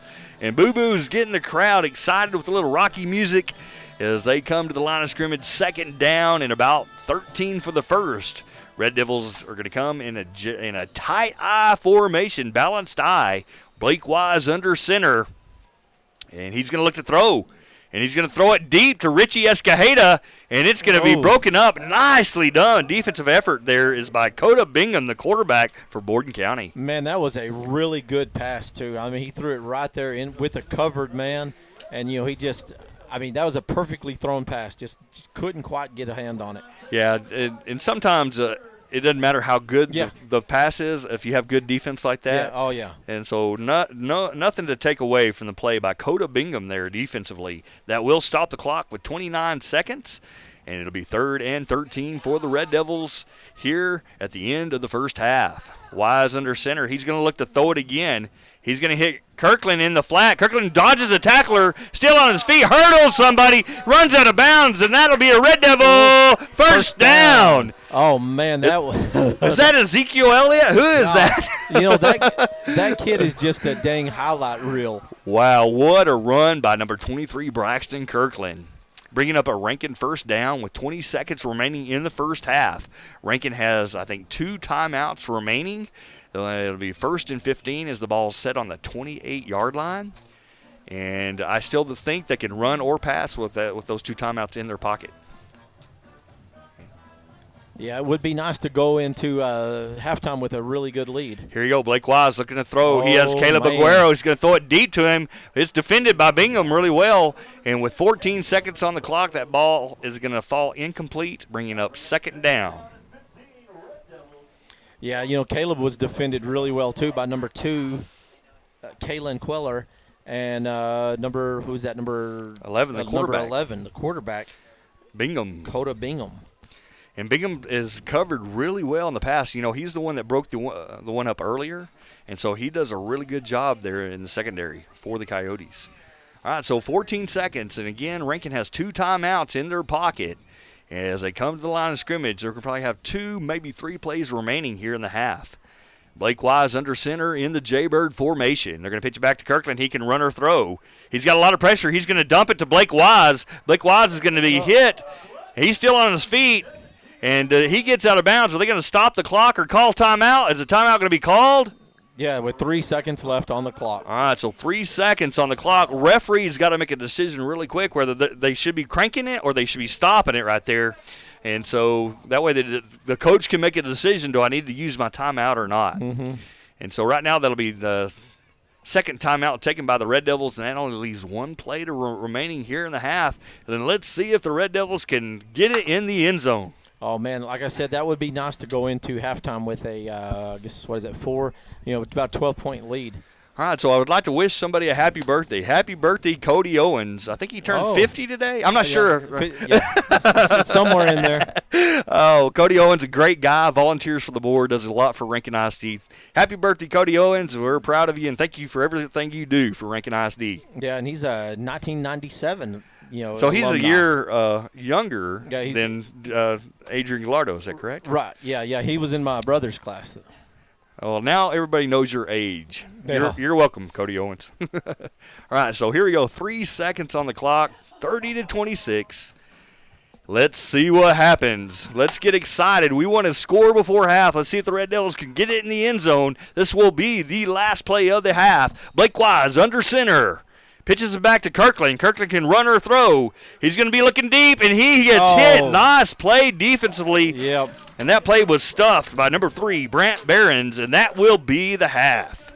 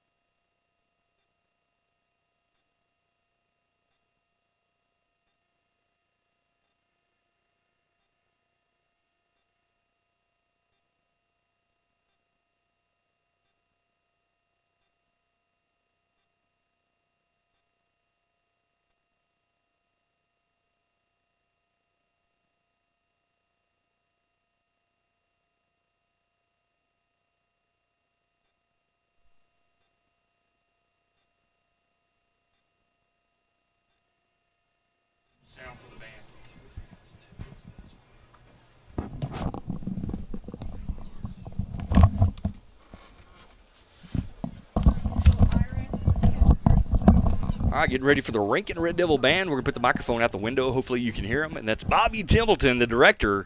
And assistant director is John Bright. And let's get ready for the Rankin High School Band.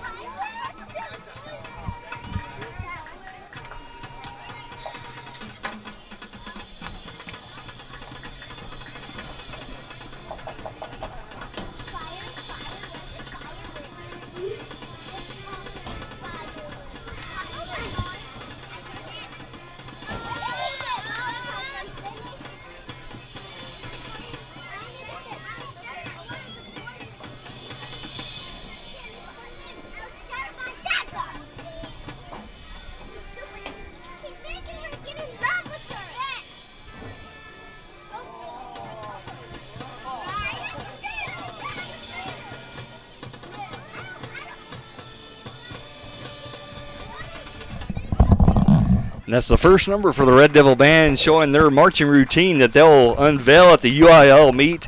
And so good luck to those Red Devils that are marching. Small in quantity, but huge on quality. Bobby Templeton doing a great job with the Red Devil Band.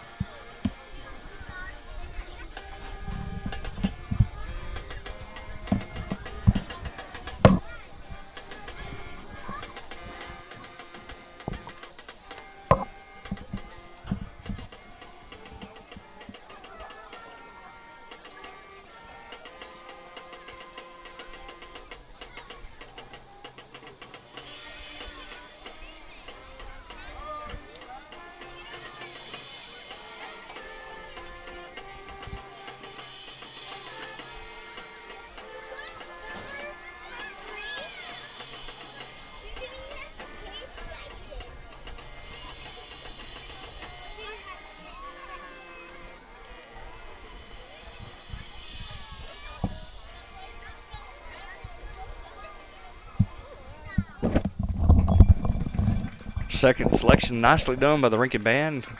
Nice sound, good quality, good balance. And they're heading into the third number here at the halftime of the Borden County Rankin game.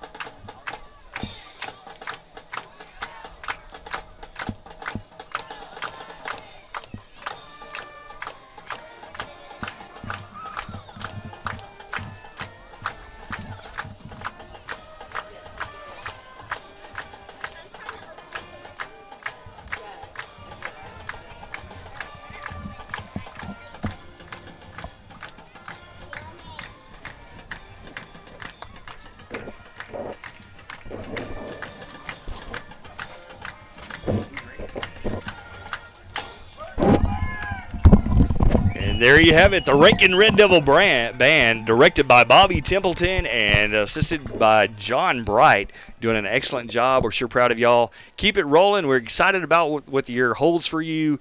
Small in quantity, great in quality, and good luck in UIL marching competition this year.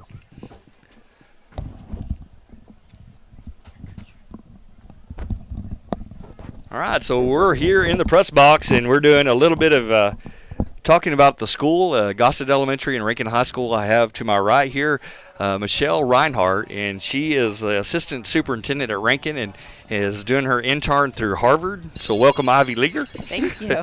And we're going to let her talk a little bit about how she got to come to Rankin, and then also talk about what's happening in her classrooms both at the high school and the elementary. So tell us a little bit about yourself and how you ended up in Rankin the second time. The second time, yes. So the first time I was here as a teacher about 10 years ago, teaching high school math and science. Loved my time here. And I've been away at Harvard the last 2 years studying for my doctorate in educational leadership. And closer. Thank you.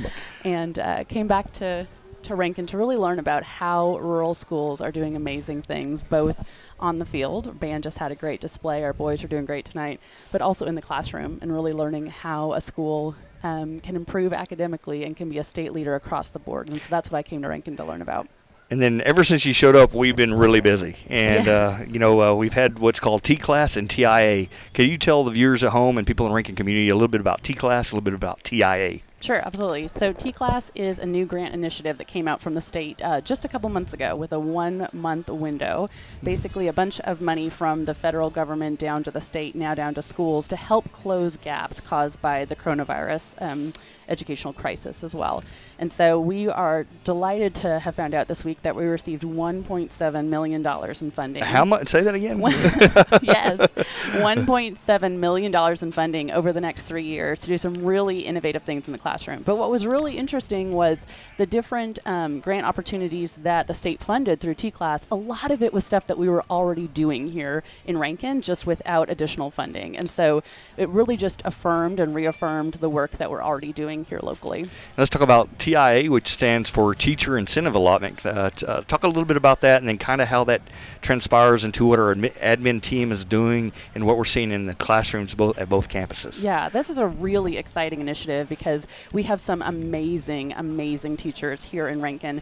And the Teacher Incentive Allotment is designed so that teachers can earn a significant additional stipend from the state, anywhere from $6,000 to $20,000 a year extra that TEA will send them for the fabulous work they're already doing. And so through the TIA system, we're helping teachers earn those designations so they can receive those stipends.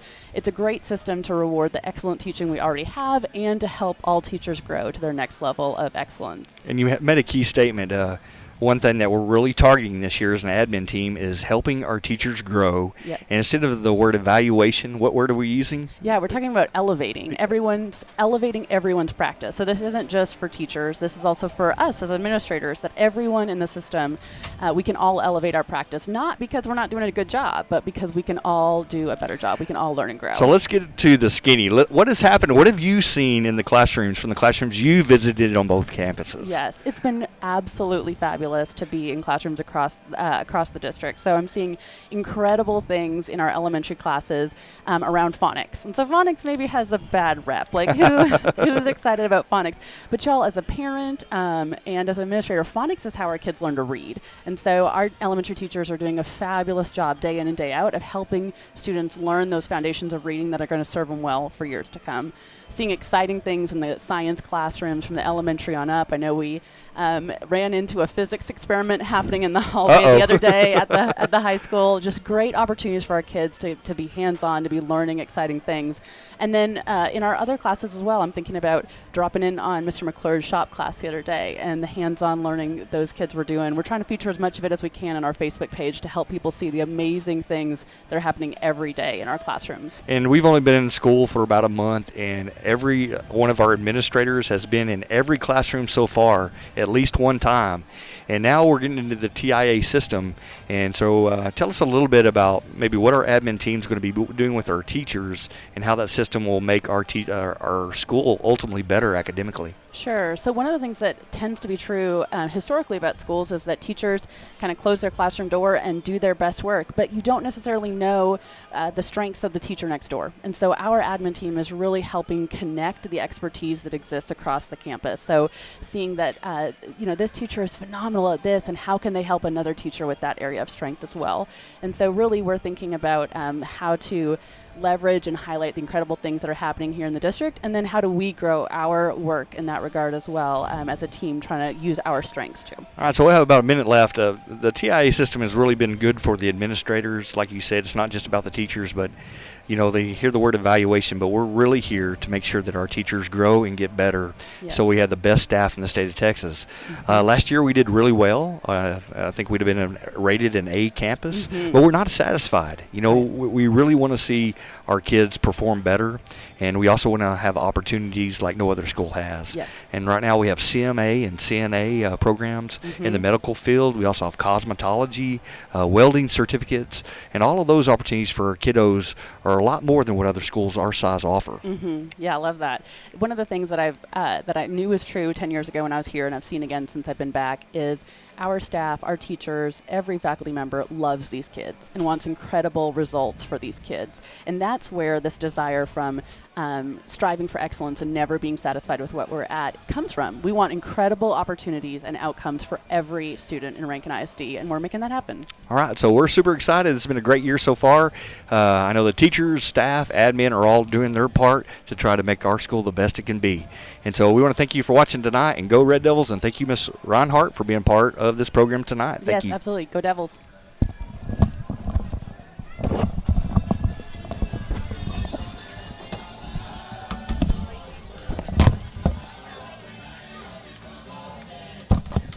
Folks, we do have a special announcement. After the game, Borden County and Rankin, if you would, please make your way to Devil's Delight. Tonight, Devil's Delight.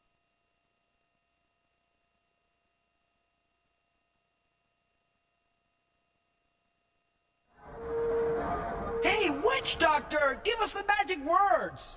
All right. You go ooh ee, ooh ah, ting tang, walla walla bing bang. All right.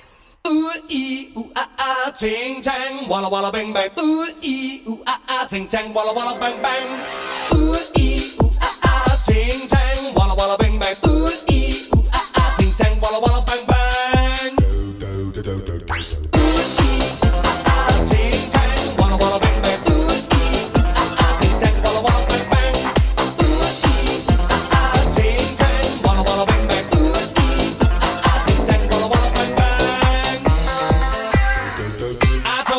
Doctor, I was in love with you. I told the witch doctor I was in love with you. And then the witch doctor, he told me what to do. He told me, ting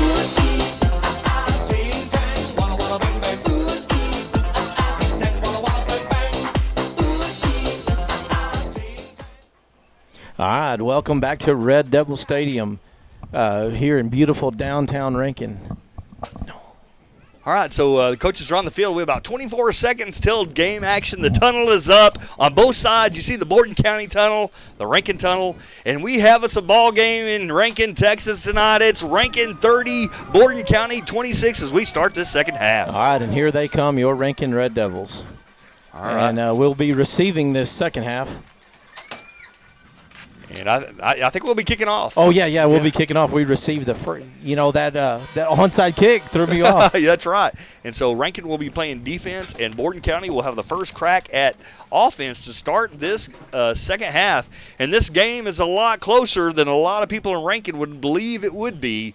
But I am not surprised because of the coaching of Trey Ritchie and Bubba Edwards and all the experience of Borden County and all the tradition. Yes, sir. However, I do think in the second half, my prediction is the Rankin Red Devils are going to run away with this ball game. Yep, well, it ain't over yet. All right, teeing up the ball for the Red Devils is going to be number 44, Cole Cura.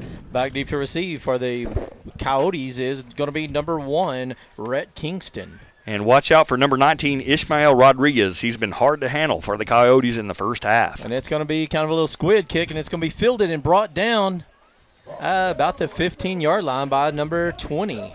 And that number 20 is going to be Shanks Walker.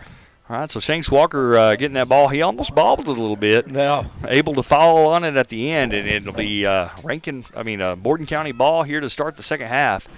And let's see if the Red Devil defense is more prepared. Let's see what Colton Martin, what magic he worked during halftime with this defensive group, because I'm sure it was all defense on that whiteboard during halftime. Oh, I'll guarantee you. All right, 1st and 15. Rankin Red Devils are looking at a 3-3 defense here against the Jaybird set for the Coyotes, and they're going to look to pass immediately.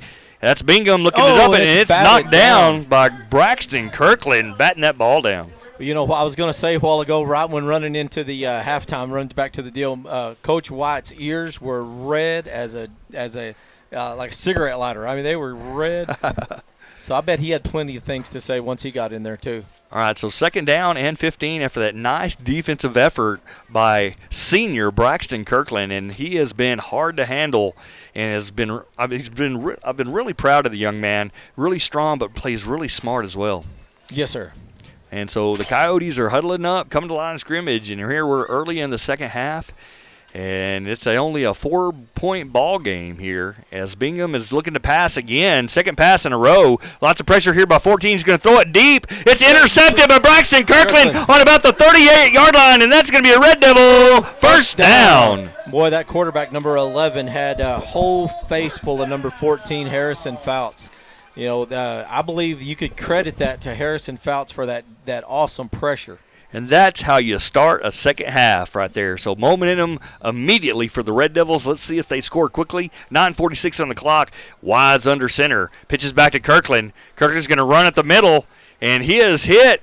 Nicely done by the Borden County defense after a pickup of around 5 yards. I believe the first one in on the play is going to be that number 19. You know, the guy, Boo Boo says he does it all. He even heard he drove the bus here tonight. But that's going to be number 19, Ishmael Rodriguez. Yeah, Rodriguez has been all over the field, both offensively and defensively for the Coyotes. And, you know, there's been a big defensive play down there by number 13, Landon Forey.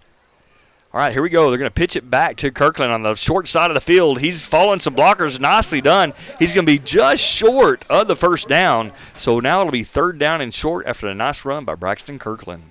Yeah, but that was just a regular old steamroller right there. All right, so 3rd and 1's where they mark it. And Red Devils waste no time. Get to the line of scrimmage quickly here early in the second half. Wise is going to hand it off to Kirkland. He's got a little bit of room, and he's still up on his feet. And he's finally brought down, and that's going to be a Red Devil first down. All right, we will move those chains with 8 minutes, 44 seconds. All right, so they're going to wind the clock here, and Rankin is going to be now in the red zone. They are on about the 17-yard line. Will be 1st and 15 Red Devils. As they come line of scrimmage in the Jaybird set. Jaybird back is Harrison Fouts. Yeah, and in the backfield is Barrett Jackson. I don't know what you call that, but to me that's their speed set once you got Harrison and Barrett back there. All right, so Barrett running a little bit tentative right there, but didn't have anywhere to go. He's going to be stopped for about a 3-yard loss. Nicely done by the Borden County defense. And that'll bring up 2nd down and about 19 for the first. They can get the first without scoring. They have to get it past the 3-yard line. So Borden County defense showing up there. Red Devils come to the line of scrimmage again. Jaybird look. That's Barrett Jackson in the backfield. And they're going to look to fake it to him. Blake Wise is throwing it deep. Oh, he hits Caleb Aguero for a Rankin Red Devil touchdown. Oh, Caleb Aguero, that was beautiful. Great throw there by Blake Wise, hooking up with number 10, Caleb Aguero, for a Rankin touchdown. All right, and they're going to look to fake it to him. Blake Wise is throwing it deep. Oh, he hits Caleb Aguero. All right. So hopefully you got to see that replay. Thanks to our great, awesome producers, Paige Lopez and Don Wyatt.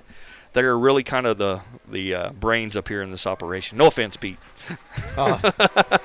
Oh, yes, they're definitely me and you just like to run our mouth, but these guys are making it all happen. All right, with 7 minutes and 47 seconds left in the third quarter, 38-26, and that field goal was good, so let's give away a prize from the First State Bank of Rankin, a division of Texas Financial. When you go pick up your prize from Brian Skehan, you can borrow a little bit of money or deposit some money. I know that he'd be happy either way. All right, so and if you give us some feedback about these replays, if they're better than last week, we're trying to be quiet during those replays to see if that works better. But still, we're trying to perfect the replay system. But I know the viewers at home really like seeing those replays. Right, yes, sir. And, man, the band is a-cranking, the crowd is rowdy, and I feel a lot more energy now than when this game started. You know, speaking of the band is going to have their marching contest October 16th in San Angelo. So if you get a chance to go to Angelo and watch them in their big marching band contest. Teeing up the ball for the Red Devils is going to be number 44, Cole Cura. Back deep to receive is going to be number 1, and that's going to be Rhett Kingston. And Cole can do it either way. He can do an onside kick, or he's got a pretty good boot to kick one all the way down there. And it's going to be kicked to number 19, and probably the hardest man on the field to guard. And he's still running. Oh, he's stiff arm. My goodness, he's got a clear shot, but he's beaten every Red Devil except for the kicker and number 21, David Bunger, but he finally wrestled him down just right out about the 9-yard line. All right, we're going to take a little 12-yard line. Take a little break here, and I would like to talk a little bit about your list here. We have the Upton County Health Advisory Committee. A lot of good individuals on that, from the McCamey Superintendent, Mr. Valencia. What a great guy. Also, two people in town really like to highlight is Jim Horton and Dusty Kilgore are on that committee. Also the mayor, Brandon Brown, the mayor from McCamey, also the administrator from the hospital at McCamey, and just recently the superintendent, Eric Hallmark from Big Lake, has joined that committee.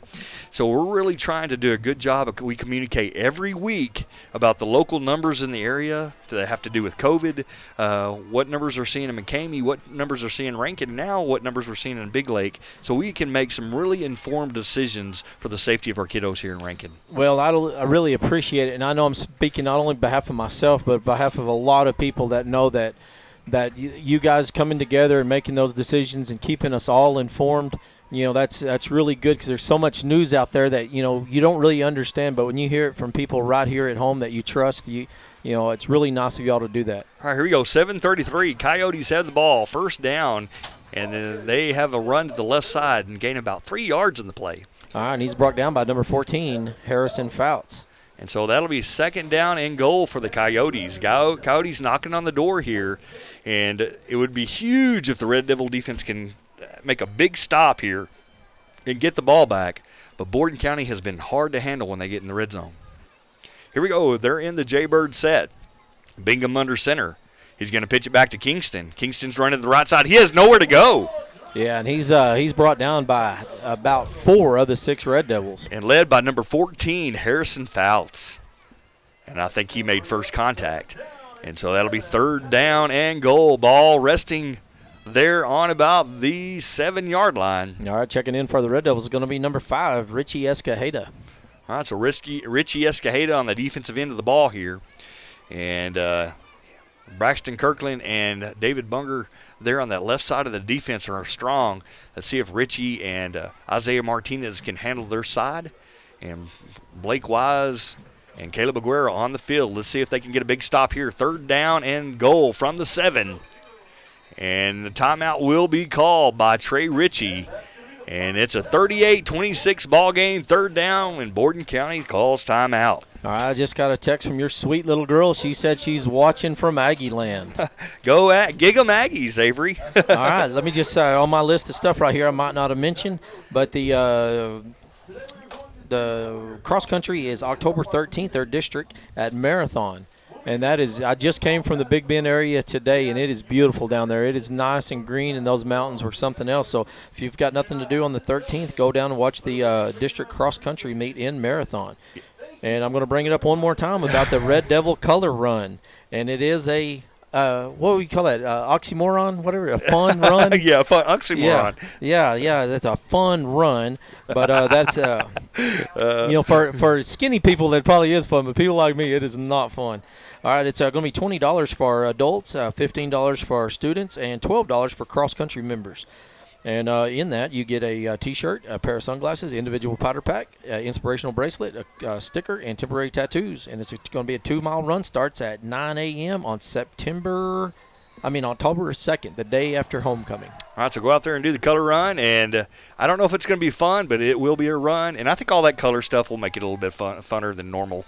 Well, Boo-Boo's going to run, so it's going to be fun to watch him. All right, here you go. Bingham pitches back to Kingston. Kingston looking to throw. He throws it, and it's going to fall incomplete, nicely defended by the Red Devils, and that'll bring up a big fourth down. A huge fourth down. So let's see what happens. 4th and goal. Ball on the 7-yard line. 6:09 to play in the third quarter. It's a 38-26 ball game. Let's see if the Red Devil defense can hold them. And everybody is on their feet making noise. You hear bells are ringing. The band is up. And let's get this crowd going here. 4th down and 7. Coyotes come to the line of scrimmage. Bingham under center. He's going to pitch it back to Rodriguez. Rodriguez is getting a lot of pressure, and he's brought down, and that'll be a turnover, and that's going to be a Rankin Red Devil first down. Oh, my goodness. That pressure brought by number 21, David Bunger, and number 8, Blake Wise back there. And that is the stop the Red Devil defense needed to make a change in this ball game, and now they're getting ready to capitalize on this big defensive stand by the Red Devil defense. Yes, sir. And here they come. They're wasting no time getting back at the line.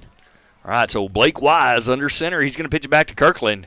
They're going to run the short field. Kirkland's got a little one man to beat. He beats him. He's at the 40. He's at the 30. He's at the 10. And that's going to be a Red Devil touchdown. Woo! All right, man, that was something else. And Garrett Avalos has always talked about, you make a big 4th down play and you get a fumble, you get an interception, attack them immediately. And that's what they did right there and made some good blocks. And Braxton Kirkland made a great run there for a Red Devil touchdown. All right, I was too busy caught up in the moment a while ago, but that last prize was for Juanita Gaudette. And now teeing up the ball for the Red Devils is going to be number 10, Caleb Aguero. And kick is up, and my goodness, that was a bullet. But it was going to be just a little bit to the other side.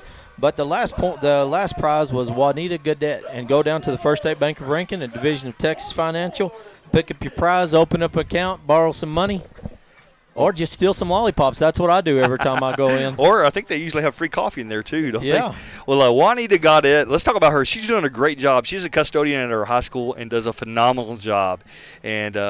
And so shout out to you, Juanita Gaudette, and congratulations on winning a prize here. But we sure appreciate everything you do at the high school every day, and keeping that building spick and span and having pride in our building is super important, and you're a big part of that. Thank you so much. Well, she's a Red Devil. Yes, she is. And she takes pride in everything about Rankin. All right, teeing up the ball for the Red Devils is going to be number 10, Caleb Aguero. All right, let's see if we kick it onside here. They had 2 kicks in a row. Braxton Kirkland was able to get one, and the next one they kicked after that, he almost got it again. So let's see if they go back to that. Let's see if Kirkland is on the field. No, it's Andreas Reyes, number 25 on the field. Checking in for the Red Devils. Good to see Andreas Reyes out there, and I love saying his name, by the way. That's the coolest name we have in school right now. All right, he's going to try for the big boot, and it's going to go all the way back to number 1, Brett Kingston.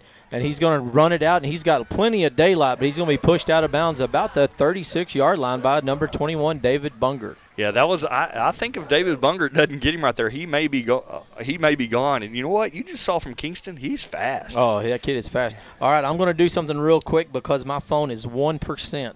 So the next person that can text at 432-693-6000 gets 3 pounds of ground U.S. choice hamburger meat from Everidge Farms for the Beef It Up defensive play of the game. And so far, that's been that big interception by number 8. All right, Wise. Bingham hands it back to Kingston, and he runs to the right side. They're going to call a face mask here on Caleb Aguero, so this could be a big penalty here. It looks like it'll be a 15-yard personal foul penalty.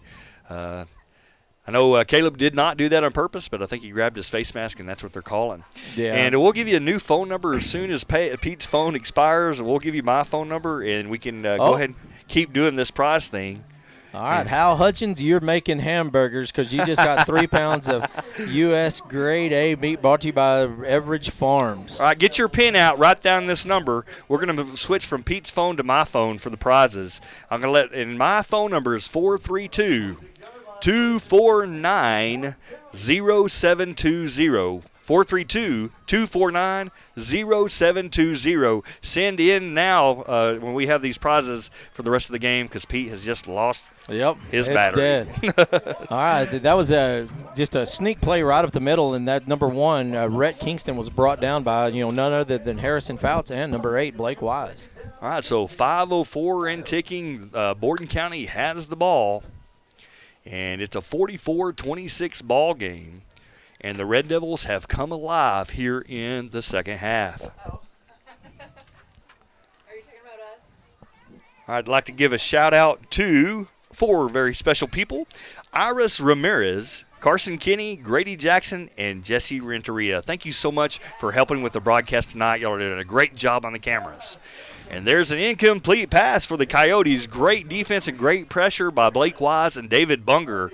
And they were unable to connect there because of the pressure. And that'll bring up 3rd down for the Coyotes. 3rd and 15. The ball rests on the 26-yard line. All right, Tammy, I just got a text from Judge Dusty Kilgore, and he said that he would like to give Sammy a shout-out on behalf of the Health Advisory Committee, and your leadership has been great.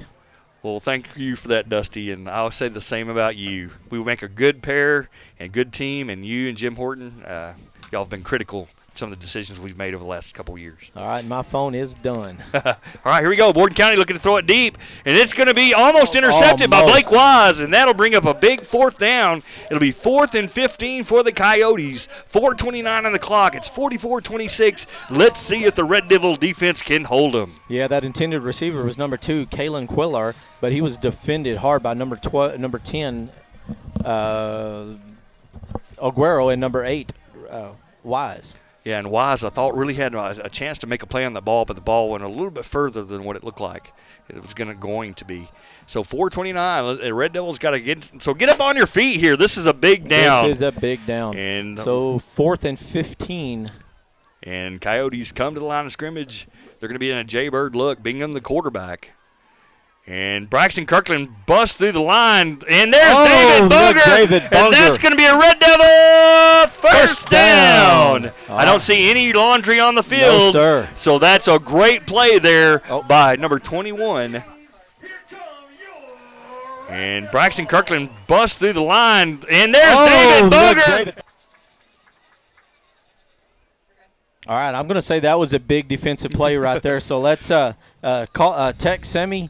And let's give away another 3 pounds of ground hamburger meat brought to you by Everidge Farms. All right, 1st and 15. Blake Wise pitches back to Kirkland. Kirkland has a room. My gosh. His Bucker's in front. 1 man to beat. He could be going. He's at the 20. He's at the 10. That's going to be a Red Devil touchdown. My goodness, we turned on the gas right there. You know, I'm not a fortune teller, Pete, but I think I called this, didn't I? Well, you did say after a big first down, you just keep hammering. What a run. But what was better than the run is the blocking out front. Oh, yeah. He had everybody out there doing exactly what they were supposed to do. It's like a convoy. Yeah, exactly. All right, Caleb Guerrero trying for the extra point for the Red Devils. Teeing up the ball is going to be number 8, Blake Wise. All right. And that's going to be McKenna Kopacek. McKenna Kopacek with the 3 pounds of ground hamburger meat. All right, and there will be no points no prizes for that one. It was blocked. And so right now we'll write McKenna down as 3 pounds of ground hamburger meat brought to you by Everidge Farms. That's a locally grown meat right here in Upton County. And you can go to their website, Everidge Farms, and order, and they ship nationwide. And they deliver free right here in Rankin. So just get a hold of John and Amanda Everidge, and Amanda will bring you down whatever you need. And I know myself that we have steaks thought out for tomorrow, but Everidge Farms. All right, so we have Becca Hare watching from Dallas. And some people, I don't have their numbers. If you do text, you might put your name on there so we can give a shout-out. Susie Bernal, cousin to Caleb Aguero, watching at home. Shout-out to you. And Anita Sparks, long-term Rankinite, said Red Devils are on fire tonight.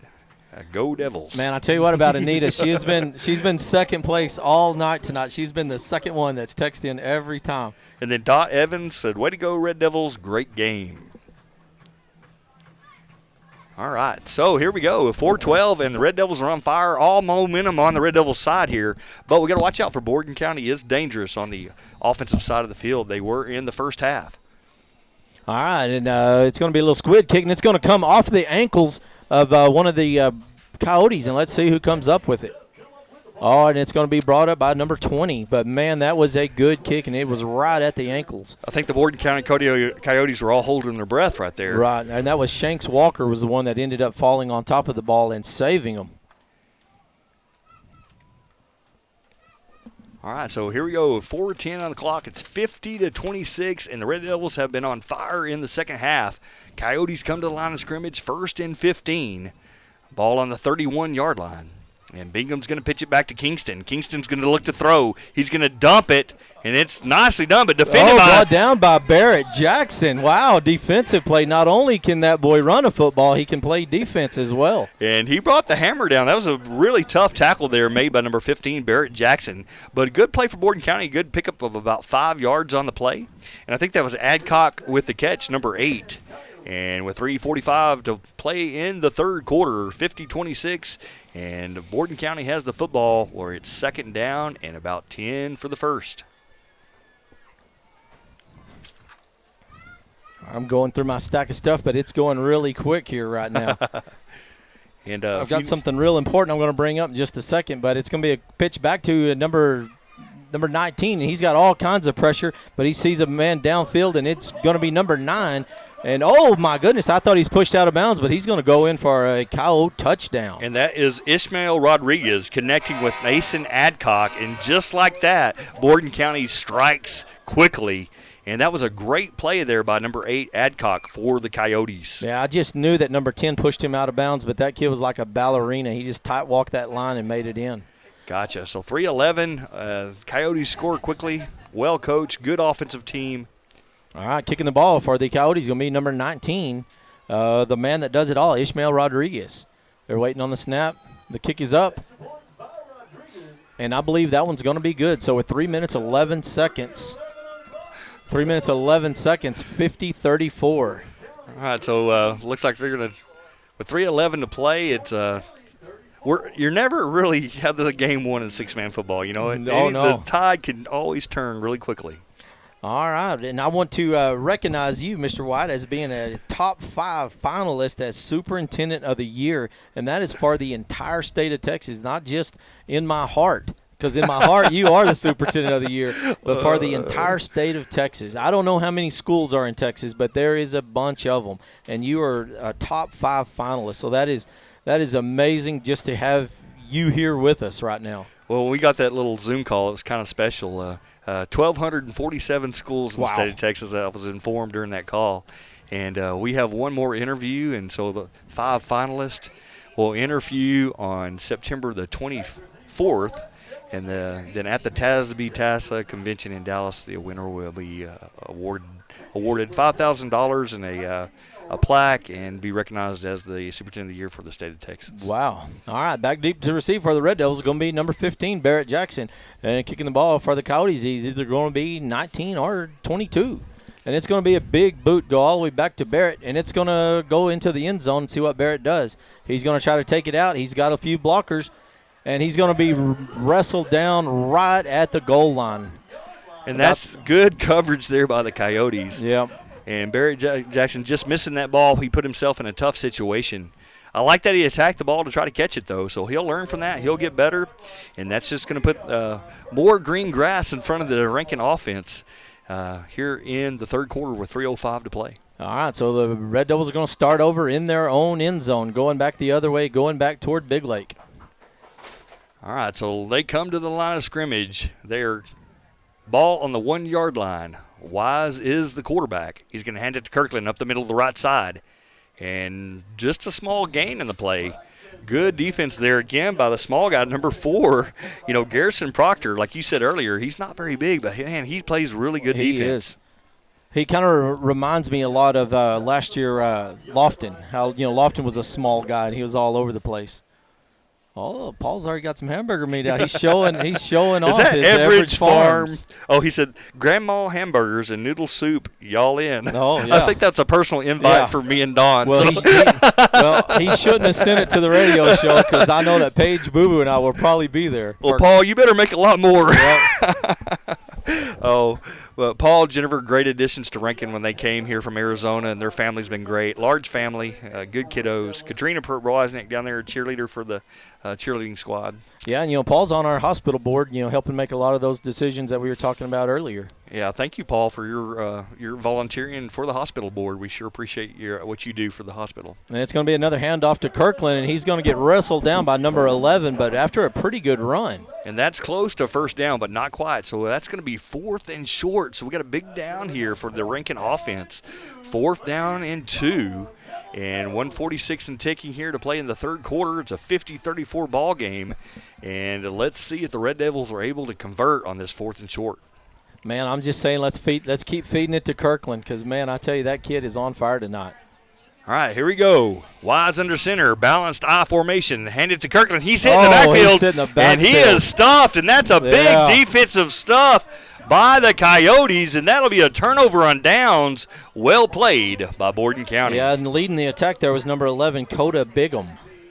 And just when the Red Devils think they're getting their groove and making things happen, Borden County makes a long touchdown, and they stop the Red Devils there and have a 4th and out and get the ball in Red Devil territory. Yeah, you don't sleep on the Coyotes because, they came to play. They're very well coached, and you can tell they're really athletic kids.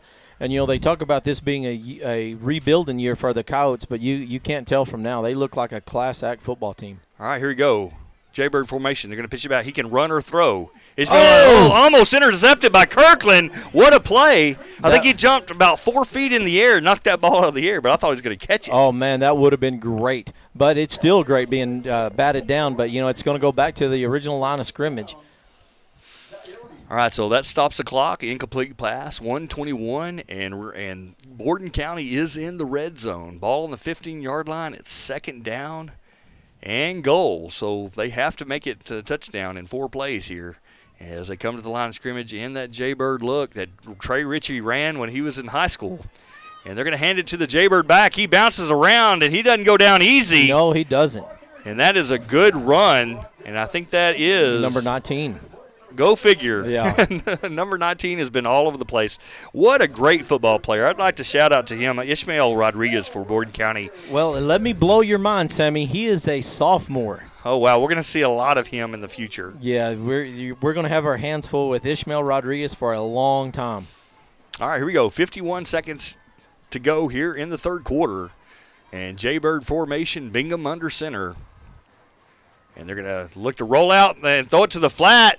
And it's overthrown. Ball is incomplete. Bingham threw it a little bit far.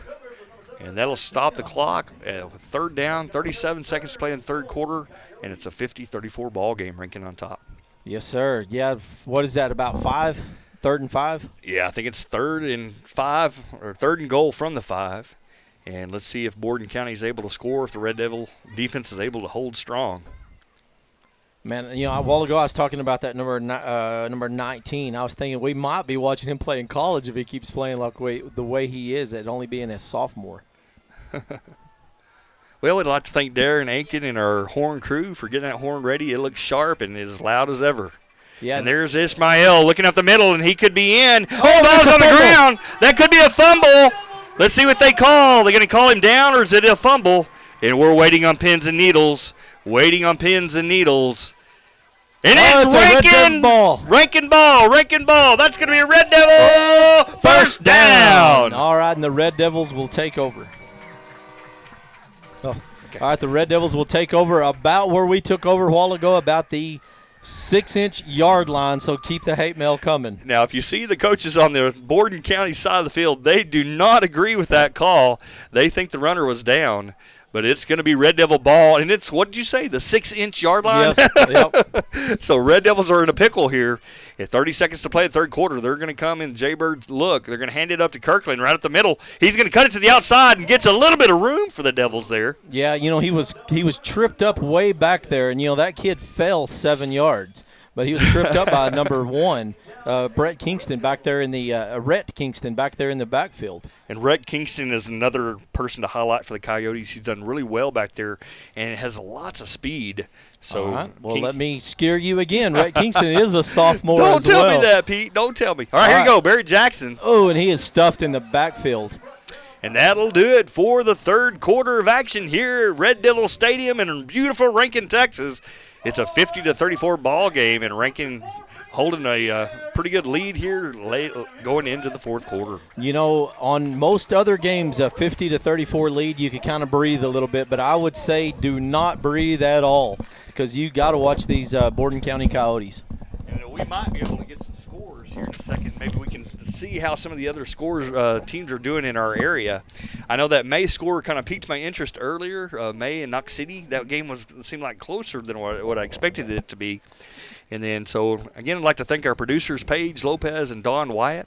Also like to thank the people on the cameras tonight, Iris Ramirez, Carson Kinney, Grady Jackson, and Jesse Renteria. All right, here's a few scores from the area. Wink versus Alpine. Wink 26, Alpine 17. Iran versus Junction. Iran 0, Junction 37. Erin County and Fort Davis 46-8 in the third quarter. Well, you know this game right here. All right, Covington High School Owls 12, Abbott 50. McCamey Badgers 73, Compass Academy 0. Well, go Badgers. Yes, sir. All right, now these games are all final right here. That's going to be Spring Lake Earth 68 over Happy. Oh, that was yesterday. All right, Balmaray 64-0 over Nueces County. Nueces Canyon. All right, so here we go. We're starting the fourth quarter, and big third down play for the Red Devils. They run to the left side, rumbling and tumbling, and it looks like that's number 14. No, that's number 15, Barrett Jackson, and he's going to get a Red Devil first down. All right, I got a few more real quick. Sterling City and O'Donnell. 15-14, surely. Is that correct? Is that right? Somebody let us know if that's correct. Sterling City O'Donnell score. Shoot it to us. We would like to know. And there it is, Barrett on the outside. Oh, he could be gone. He's at the 40. He's at the 30. He's at the 20. He's at the 10, and that's going to be a Red Devil touchdown. Oh, my goodness. That was a long touchdown right there by number 15, Barrett Jackson. And I look at Jerry Jackson and Letitia. They're smiling ear to ear down there in the stands. All right, so 9:26 on the clock. What a run there by Barrett Jackson. And there you saw a little speed. And I don't think he was going full speed there. No, that was half speed by Barrett Jackson. All right, y'all have got Sammy's number, so we're about to give away some from the First State Bank of Rankin after Caleb Aguero knocks these in. He's waiting on the snap right now. The kick is up, and it's going to be just a little bit to the right. So no prizes right now, but that was still a good effort by number 10, Caleb Aguero. So with 9 minutes, 26 seconds left in this contest, 56-34, your Red Devils. All right, Carrie Self says, go Red Devils. And we also have Leslie Armadale who says she's watching from Midland. So thank you all for watching, and thank you for your support of the Rankin Red Devils. Oh, yes, sir. We got a lot of people blowing up Sammy's phone, so now he knows what I'm going through. I want to see some names so I can add some of these to my contact list. Yes, sir. Well, I try to do that, but every now and then I still get names and numbers that I don't have. All right, so I'd like to give a shout-out to Lisa Williams at the elementary school. She's serving in some admin roles and doing an excellent job. So keep up the good work, Lisa Williams at Gossett Elementary. We're sure proud of the work you do every day, and thank you so much. We're sure proud you're a Rankin Red Devil. All right, team with the ball for the Red Devils is going to be number 44, Coltrane Kura, and back deep to receive for the Coyotes is going to be number 1, Rhett Kingston. And Cole's had success both ways tonight, kicking it deep or his onside kick. Yeah, Cole Cure can sure kick the football. And he is a junior and wears number 44 jersey. And his mom, Amy Cura, does a great job. She's in charge of her CMA program at the high school. And it's going to be a little short onside kick, and it's going to be fielded by number 4. And he's got a little room, but he's going to be brought down by number 7, Isaiah Martinez. Yeah, that's a physical tackle there by Isaiah Martinez. Tackle. And then also I saw Andreas Reyes on the field, Richie Escajeda there on the kicking team. And hey, so, go ahead. I was just going to bring this up really quick tonight after the game. The little food truck down here at the corner has got Devil Delight. The Devil's Delight, that's it. All right, well, I'll get back to that after this play right here. All right, so Borden County comes to the line of scrimmage. Jaybird Look, Bingham under center. And they're going to hand it up the middle to Ishmael. Ishmael trying to get 3, but Braxton Kirkland says, no, sir. He's not having it, so he's going to be brought down about the line of scrimmage. All right, the food truck down here on the corner, the Devil's Delight. After the game tonight, they're doing $5 hot fudge sundaes, and all proceeds are going to a young man in Iran. Their quarterback, Braden Kent, was diagnosed with leukemia just the other day, so he's fighting and needs all the help he can get. And the Devil's Delight food truck is doing a little fundraiser for him, so go down and get you a hot fudge sundae. Shout out to Braden Kent. Hope he gets well, and we're all here supporting and thinking in the big same sack. prayers. All right, Braxton Kirkland making it happen. I think they're going to call it incomplete. Even when you throw it to the coach? Let's see what happens. He's out of the box. So if you're outside the hashes, he can throw it out of bounds, and so they're going to give it an incomplete pass. Hey, this is Blake. It says Blake Wise's Nana. All right. She's watching from Florida. Oh, so nice. Blake Wise's Nana, I don't know your name, but thank you for texting in, and she said, "Go Red Devils from Florida." Man, that's going to get close to our farthest viewer. I know that Brett Lee was listening from the Dominican Republic a few years ago, so I don't know. That's going to be close. And then I got another message. Bobby Brown, she works for 1A. She Yes. said, look on Texas 1A fan for a scoreboard that has good, accurate scores. Oh. Thanks, Bobby Brown, for that. All right, the guy's in the backfield in trouble. He's looking for somewhere to go, and it's going to be still a loss, but it's going to be an incomplete pass. But the Red Devils were all over that. And that was a smart play by the quarterback, Bingham. I think he actually caught the ball, but if he catches it, they lose yardage, so he really sold that. Give that kid an Oscar. What a heads-up play there for the quarterback, Bingham, for the Coyotes. All right, Mr. White, I'm going to scare you a little bit more, but Bingham is also a sophomore. Oh, no. All right, so Bobby Brown did send in the accurate score for Sterling City O'Donnell. Sterling City 70, O'Donnell 38. Well, that's a lot more like what I thought it was going to be. All right, spread formation. They're going to pitch it back to Ishmael, and he's going to throw it deep. And he has Adcock. Adcock catches it, and that could be a first down for the Borden County Coyotes. What a nice play by Adcock, catching that ball out of the air. Oh, I think it's going to be just a little bit short, so this is going to be a huge fourth down. The White Hat's going to look it over. They may have to measure this one. And no, that's so going to be short, and that's going to be a Red Devil first down. Yes. They stuff them just short of the first down. My gosh. What a play for the Rankin Red Devil defense. Adcock just coming up a foot short of that first down. Well, see, I was off on a down. I thought it was going to be fourth down, but see, that's even better.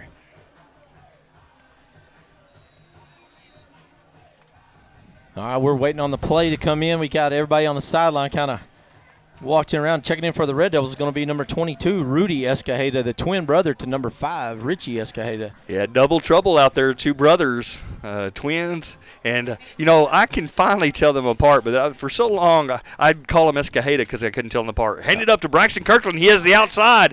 One man to beat here, and he breaks a tackle. He's stumbling past the 10 to the 5, and he's knocked out of bounds finally by number 4. Garrison Proctor, also a sophomore. Also a sophomore. So I see a common theme out there. Sophomore. And that tells me Borden County is kind of rebuilding, and they're going to be hard to beat in the future. Oh, yeah. I'm going to say that in the future, y'all watch Borden County because every one of these studs that we've mentioned so far have been sophomores. And how about the stumbling run there by Braxton Kirkland? What a great run. And that'll be a first down for Rankin. It'll be first and goal. Ball resting about the 6-yard line. Red Devils come to the line of scrimmage. That's Harrison Fouts, fullback, and Caleb Aguero in the tailback position. They're going to pitch it back to Caleb. He could be in, and that's going to be a Red Devil touchdown. Caleb Aguero, nothing but pay dirt there, following some good blocking by number 14, Harrison Fouts. Yeah, Harrison Fouts executed that perfectly. He opened up that hole exactly for him to run in. All right, so let's everybody's got Sammy's number, so let's see if we can give away some from the First State Bank of Rankin. And Bobby Brown, yes, you're eligible to win some meat if you get in here right. Yeah. So, hey, we appreciate you, Bobby Brown, in 1A. Thank you all for what y'all do for six-man football. I was going to say that 1A football deal, they've been just every one of those people I've met have been super nice people. All right, now we got a new kicker. We got number 5, Richie Escajeda, attempting the points for the Red Devils. They're waiting on snap. Kick is up. Ooh, and it's going to be just a little bit low, so no prizes right now. But Brian still got to give away 4 of them. All right, so here I got a shout out to Mike and Marilyn Ratliff. They said, "Go get them, Red Devils. We love the replays." Mike and Marilyn Ratliff. So that's really a shout out to Mrs. Concho Valley and Paige Lopez. Yeah, they're the brains behind the system here, and we sure couldn't do this without their help. All right, with 8 minutes and 6 seconds left in this contest, your Rankin Red Devils 62, the visiting Coyotes from Borden County 34. All right, got another shout out. We're going to shout out to Robin Wilkie at the high school, and junior high does a great job. She's a great, extraordinary math teacher and does a great job as assistant principal at the campus. And that's a tough job. Keeping those kiddos in line is a tough job, and she does it great. She cares about the kids. She's tough, fair, and strict, and we're sure proud of the job she does every day in the walls of Rankin Junior High and Rankin High School. Well, since we're just bragging about Miss Wilkie, her husband, I think he runs the lab there at the hospital, and I know that, our hospital is state-of-the-art. I mean, you would not imagine the hospital facility and staff that we have in our little town, and I can't brag enough about our hospital. And his name is Moose Wilkie, and he's in the lab there at the hospital, so I'm going to brag on him just a little bit. Yeah, we do have a hospital that is second to none. We were bragging about it the other day to Dr. Alexander. He's head of P-Tech for most of the state, and we were really talking and highlighting Rankin County Hospital for the work they do. All right, Cole Chancura boots one back to number 4, and he's going to be shoestring tackled by Andres Reyes right at the 25-yard line. Way to go, Andres. Give a little love to number 25, Andres Reyes. He's been going out there and being Mr. Consistent and did a great job right there. Good job, young man. Andreas Reyes. I just wanted to say it one more time. I love it. Well, Boo Boo was telling me how to put a little Latin flair on it. It's Andres Reyes. Hey, that's pretty good, yeah, Pete. So he's telling me don't just say it like a Anglo, which I am, just Andres Reyes. All right, balanced I formation. They pick it back to Kingston. Kingston's knocked out of bounds, and I think that's Harrison Fouts, number 14, leading the defense there with a nice tackle. All right, I guess we got 3 timeouts for the Red Devils and 2 for the visiting Coyotes. So those timeouts could get crucial here toward the end. But with a 62-34 lead, it looks good for the Red Devils right now. And then out of a balanced formation. The fumble. Ball's on the ground, but it's recovered by the Coyotes. And that'll bring up 3rd down, and Kingston was able to jump on that ball. And the coaches over there, Bubba Edwards and Trey Ritchie, are not happy about that play.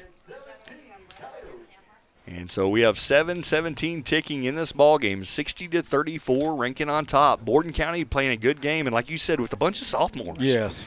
And so take note, six-man world, Borden County is going to be hard to beat for years to come. All right, so here we go. Borden County's going to come line of scrimmage, 3rd down and about 17 for the first. They're going to be in a balanced I formation. Bingham's going to pitch it back to Kingston. He can run or throw. Kingston looking, and he's going to look at to dump, and converging on the play is Caleb Aguero. And Caleb Aguero and number 21, David Bunger, snuff it out, and they stop him for about a 7-yard gain. Yeah, and that looked like a huge play at home, but that was only a 7-yard gain because they were back about another 15 yards. Yeah, so that'll be a big 4th down. So, again, wherever you're at, whether you're in Florida, whether you're in Midland, whether you're in Iran, Sheffield, get out of your chair. Here's a big defensive down for the Red Devils. 4th down and about 12 to go. Balanced I formation. Pitch it back to Ishmael. Ishmael looking, but he's lots of pressure, and they is sacked. Kirkland for a huge loss. And that's going to be a Red Devil first down after the huge defensive effort by number 23, Braxton Kirkland. That was about a 12-yard offensive loss right there. Now, Katie Pop has a little kiddo named Lakin. Yeah. And Lakin's standing up looking at the TV. And he's saying, "Go Devils!" And what a cute picture. Oh, that is a cute Katie kid. Pop, thank you for sending that. And tell Lakin that Red Devil Network says hello. All right, so 6:08 on the clock. The Red Devils have the ball. It's 1st and 15. And it looks like they have some new players on that. Number 40. Zachary Vogel checking in for the Red Devils. I believe that play right there by Braxton Kirkland was a Everidge Farms beef it up defensive play. So let's text Sammy and give away some hamburger meat. All right, so that is pitched back to Isaiah Martinez.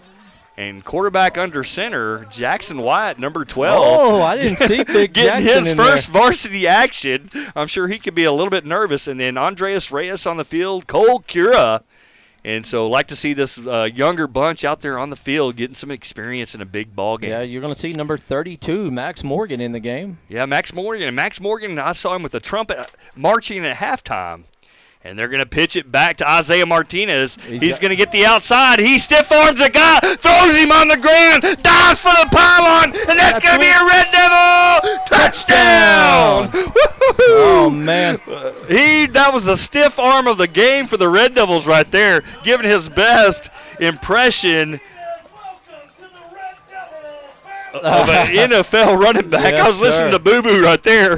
Boy, Boo Boo is excited. They called it the Derrick Henry move right there, and Isaiah Martinez just displayed it perfectly. All right, it looks like Anita Sparks. You were the first one, so you're going to get 3 pounds of ground hamburger meat brought to you by Everidge Farms. So get your fingers ready right now because we're fixing to give away something from the First State Bank of Rankin. Oh, no, we're not. That one's going to be kicked out. So, Anita Sparks has won the meat, but Bobby Brown, you're so close. Oh, And she Candy was. Kenny, you're close too. So y'all keep a trying. Maybe you can win before the game is over.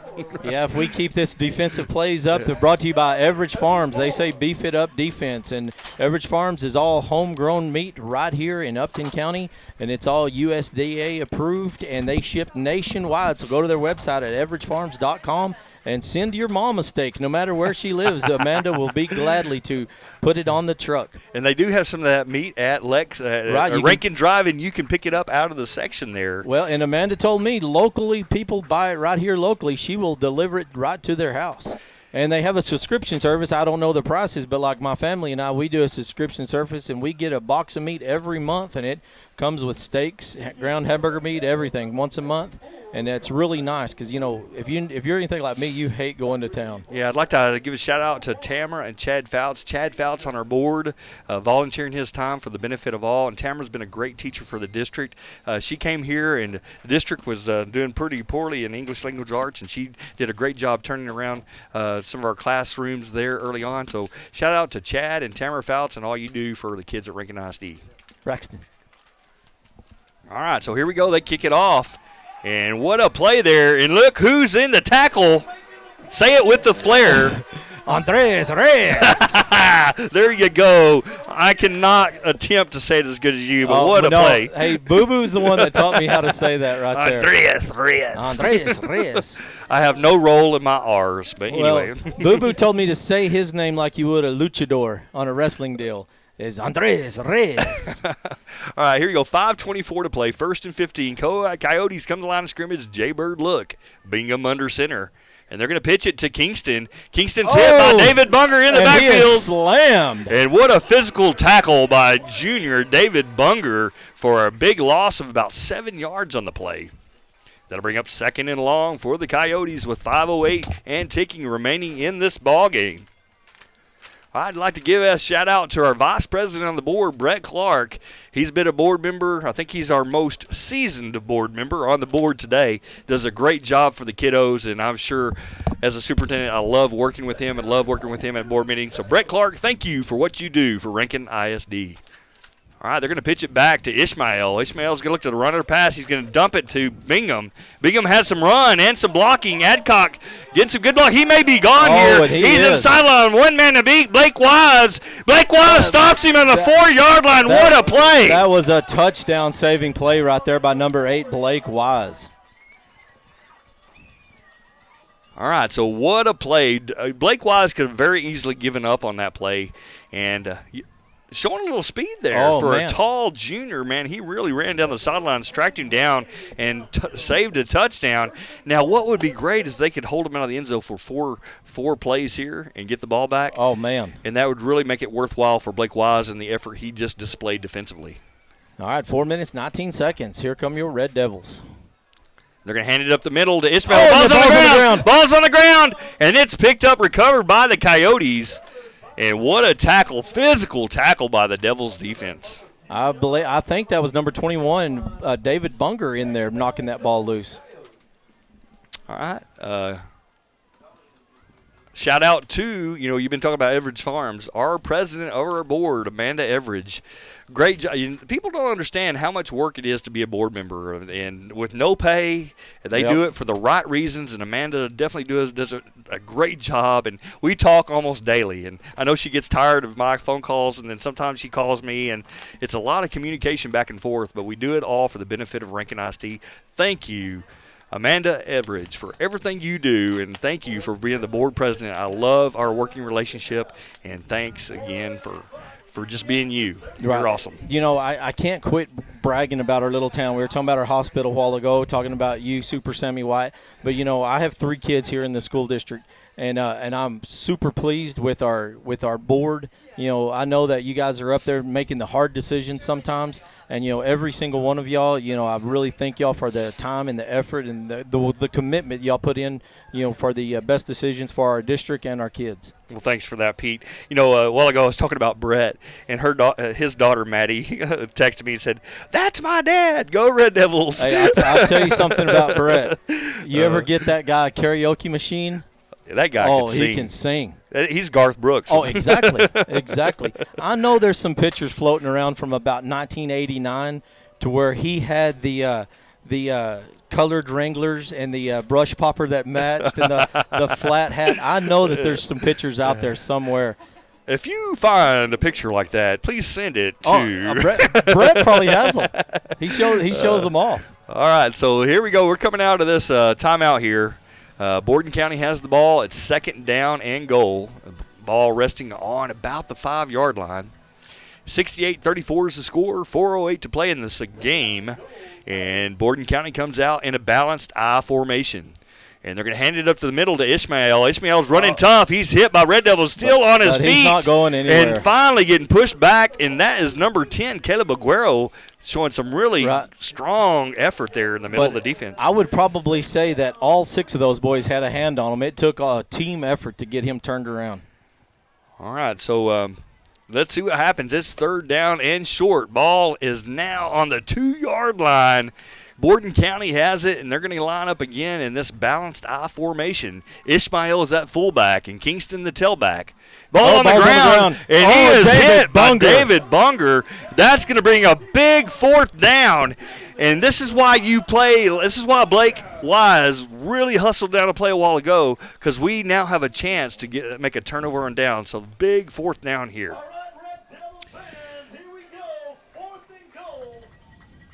And I was just going to let Boo Boo say it, and I hope you heard it because Boo Boo is excited. Get on your feet. Here we go. 4th down, 3:06 on the clock. It's 68-34. Borden County has the ball. Balanced I formation. They're going to snap it, hand it up the middle. He's hit by the defense. Red Devils take over. And that's going to be Red Devil first down. That was, you could go all the way back to Blake Wise tracking him down, and that was the momentum shift right there. All right, so good job, Blake Wise. Way not to give up on a play, and then the defense came through. They get the big defensive stop, and now they send the second team is out on the field, and Max Morgan, Cole Cura, number 7, Isaiah Martinez, quarterback Jackson Wyatt, fullback Andreas Reyes. They picked it back to Martinez. Martinez gets to the edge. He's at the 15. He's at the 20. What a run there by Isaiah Martinez. What a run by Isaiah Martinez. And that is the second group right there, led blocking by Zach Vogel. And number 44, Cole Cura, and then Andreas Reyes, number 25, getting a good little chip block there. Yeah, it's going to be junior Isaiah Martinez. All right, so Isaiah Martinez making a good run. They come to the line of scrimmage. Jackson Wyatt under center. And Wyatt pitches back to Martinez. Martinez follows a great block again by number 25. Andreas Reyes. Yeah, what a block there on the short side of the field by number 25 for the Red Devils. I really don't like the word second team. I just call them a fresh set right here. A fresh set. Yeah, we're letting the other guys rest, and we've got the fresh set in there. All right, 2 minutes, 27 seconds left in this contest. 68-34, your Red Devils. All right, so now it is 1st down and 15 for the Red Devils. And there's a penalty called. And that'll be a 5-yard penalty against Borden County. And so that'll bring it 5 yards closer. Would be 1st and 10 for the Red Devils. Ball sitting now on the 25-yard line. Red Devils come to the line of scrimmage. They're going to be a Jaybird set. Wide under center. Martinez is the tailback. They pitch it back to him on the sweep to the weak side. He's got a little room. He's got a little room. Oh, but that number 30. 22, yeah, I think. 22 is not having it, but I And see face flags mask. everywhere. I think that's going to be a face mask call. And that'll be a 15-yard penalty against Borden County if my eyes are correct. Well, I don't know how many flags 3 referees have, but there's 4 or 5 flags on the field. Personal foul, face mask is the call against Borden County. 15 yards, automatic first down for the Red Devils. And look at here, the fresh set, moving the ball down the field. Let's see if they can get the ball in the end zone. And this is how you build a program. You don't just focus on the first group. You let some younger ones get in there and get a little taste of it, and that'll make them work harder the summer and during practice every day. Right, and you let this other group heal up. You don't want to get anybody hurt. All right, White under center. He pitches back to Martinez. Martinez has some blocking up front. He hits the hole quick. Great blocking up front there for the Red Devils. Pick up of around 5 yards and a nice run. What I like about Isaiah Martinez, as soon as he saw that hit hole, he blasted through it. Yep. And I hope you watch that on tape. The rest of you that are running back in junior high, once you see the hole, you got to go. And that's what Isaiah Martinez did right there. All right, and they come back to the line with 1 minute, 44 seconds left in this contest. 2nd and 10, wide under center. He's going to hand it off to Andreas Reyes, and he could be to the 10, and that's going to be a Red Devil touchdown by Andreas Reyes with a nice run to the right side. Oh, that was a big touchdown by number 25, Andreas Reyes. And how excited is that young man right now? He's going to sleep good. He's going to put his head on the pillow, still smiling tonight. Well, I will be smiling tonight after that touchdown. Oh, what a run there by 25. Right. Let's see if we can give away one more prize by the First State Bank of Rankin, the Division of Texas Financial. Caleb Guerrell's backing up, getting his marks. Right now, he's kind of had a rough night with the extra points, but we've made up for it with our offense. We're waiting on the snap. Kick is up. And that one is cash money right there. So let's text Sammy Wyatt and let's give away something from the First State Bank of Rankin. Sammy, who's going to be the first one? All right, let's see what happens. I've got my phone out right now. He's refreshing and looking. See who pops in on the phone, and they'll be the winner. And so right now the teams are both on the sidelines, and we had a great effort by not the second team, but the fresh set. And here we go, touchdown. And I don't have a name. I just have a phone number. Give me a name. Right there, Damon. Oh, it's Damon McEnaw. Damon McEnaw watching from quarantine with Joseph, Zach, and Avery. You are the winner. All right. All right. Diana Pena, Shelby Brown, Sonia Polito, Juanita Gadet, and Damon McEnaw. You go down to the bank, take out a loan, deposit some money, whatever, steal some lollipops or some coffee. But go down and see Brian Skehan at First State Bank of Rankin, a division of Texas Financial, and pick up your prize pack. And I'm being asked if we have any more meat left to give away. Oh, man, I tell you what, they've got about 1,000 cows worth of meat.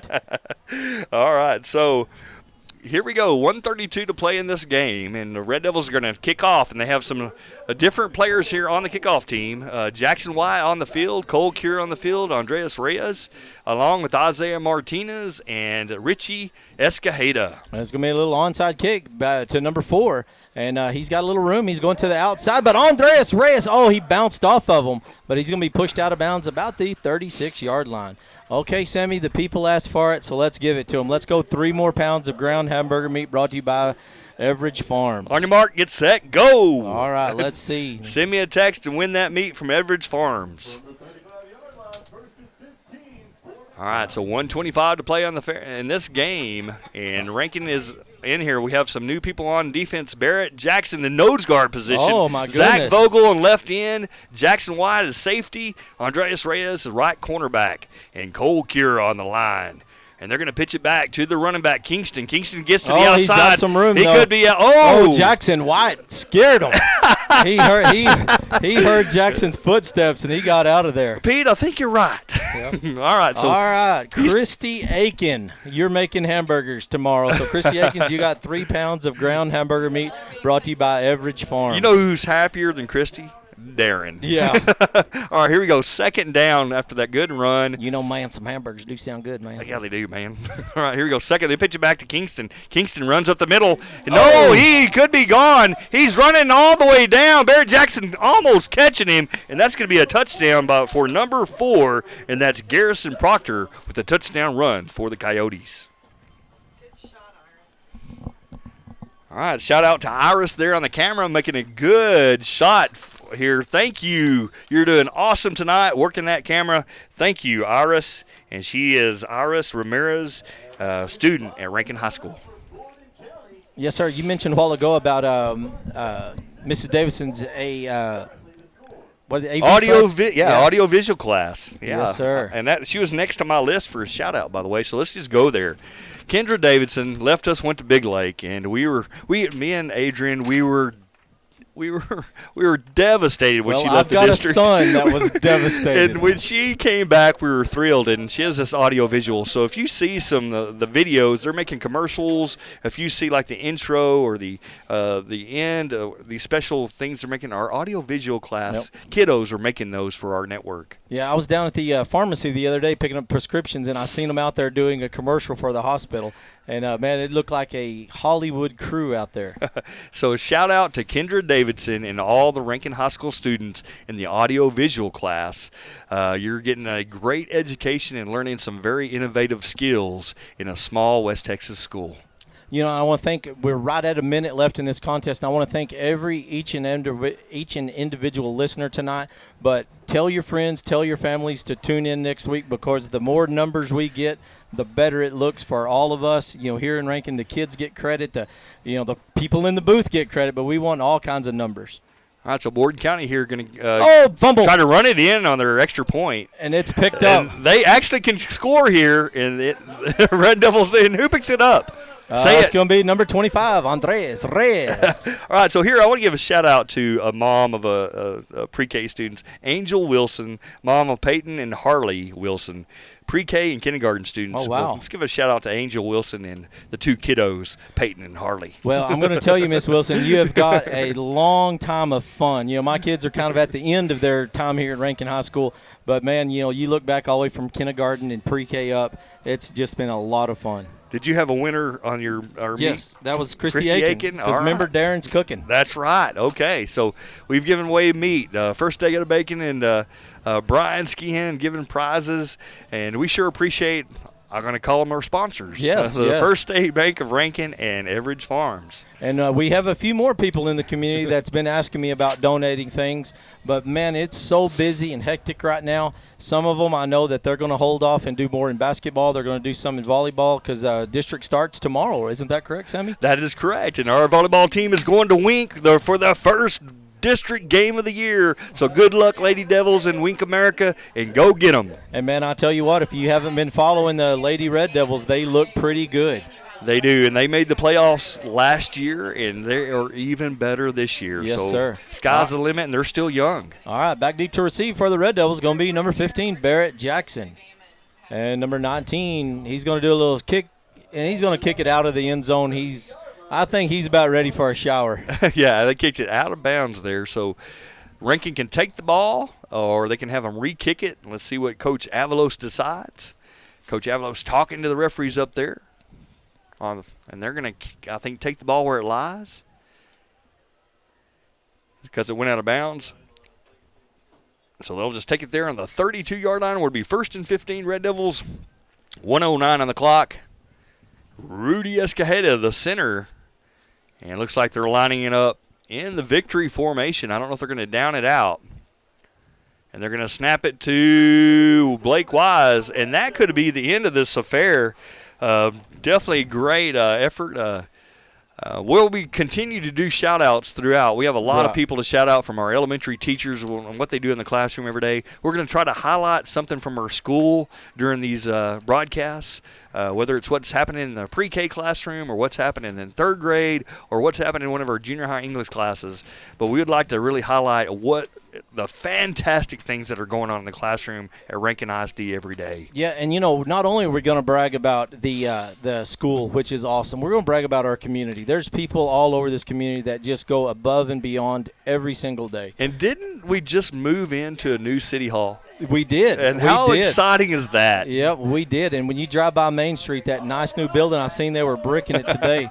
Hey, but before we get out of here real quick, there's a couple kids I really want to mention from the Borden County Coyotes. Number 1, Rhett Kingston, and number 19, Ishmael Rodriguez. Those kids are both sophomores, and they were all over the place tonight. I mean, excellent athletes. I mean, they have nothing to hang their head down upon, because you mark my words, you circle those names in your book and you will see them, and you will probably see them at long ways in the playoffs from years to come. And if I'm looking at the roster, the Borden County only has 2 seniors on this roster, and most of them are sophomores. Yeah, most of their starters are sophomores, so we'll see good things from Borden County to come. We wish them luck in the future. Thank you to Trey Ritchie and Bubba Edwards and their coaching staff. Shout out to their superintendent there, met her. She's a nice lady, super well-versed in the superintendent world, and that's Mrs. Stephanie Behrens. Shout out to you and what you do every day there in Borden County. All right, and Boo Boo sent me a note a while ago, and he told me his vote for the Everidge Farms Beef It Up Defensive Player of the Game, and I think I'm going to have to agree with him. Okay, Sammy? so I'm going to let you announce that. I agree with you. So. All right. This game against the Borden County Coyotes, Defensive Player of the Game, the Beef It Up Everidge Farms Defensive Player of the Game is going to be number 21, David Bunger. He had countless big stops, and if y'all remember back, I think it was the third quarter, he had about a 20-yard sack back there, and that pretty much solidified my vote right there. But we also had our regulars, Caleb Aguero and Braxton Kirkland, killing it on defense, and I can't say enough good things about number 14, Harrison Fouts. He had his hand in everything tonight. And he has to be tired. He didn't come off the field very often. Well, let me back up and say state champion pole vaulter Harrison Fouts. Yeah. I don't. If you've ever got a chance to see that boy pole vault, it's amazing. Okay, so they're on the field praying. Well, we're fixing to call it a night here. We'd like to thank the voice of the Red Devils, Boo Boo Bear. And if we're out of our away game, you get to hear him on this Red Devil Network. And then we have a show every week. And, Pete, I know you're going to be involved as soon as you're available. I've been super busy, but I got my calendar cleared for a little while. All right, so Pete's going to join us, but we have a weekly episode that we post on Facebook. And Pete's going to join us the next time we do Pick'ems. And also the Seventh Man, a plug for the Seventh Man on Facebook. If you're not a follower of the Seventh Man, follow it. Look for Seventh Man on Facebook. Boo Boo Bear runs that website and does some great things for our community and for the Red Devils, and not just football, but volleyball, and also what's happening in the classroom and extracurricular, all highlighted on that Facebook page. All right, and so I want you to wake up, get in your car, drive to Wink America tomorrow, or you can watch it on the Red Devil Network. It will be broadcasted tomorrow. Red Devil Network will bring you all the game action in Wink America at the first district volleyball game for the Lady Devils. Man, I tell you, there's nothing like starting a Saturday morning out with a big old breakfast burrito, hot cup of coffee, and some Lady Red Devils. Awesome.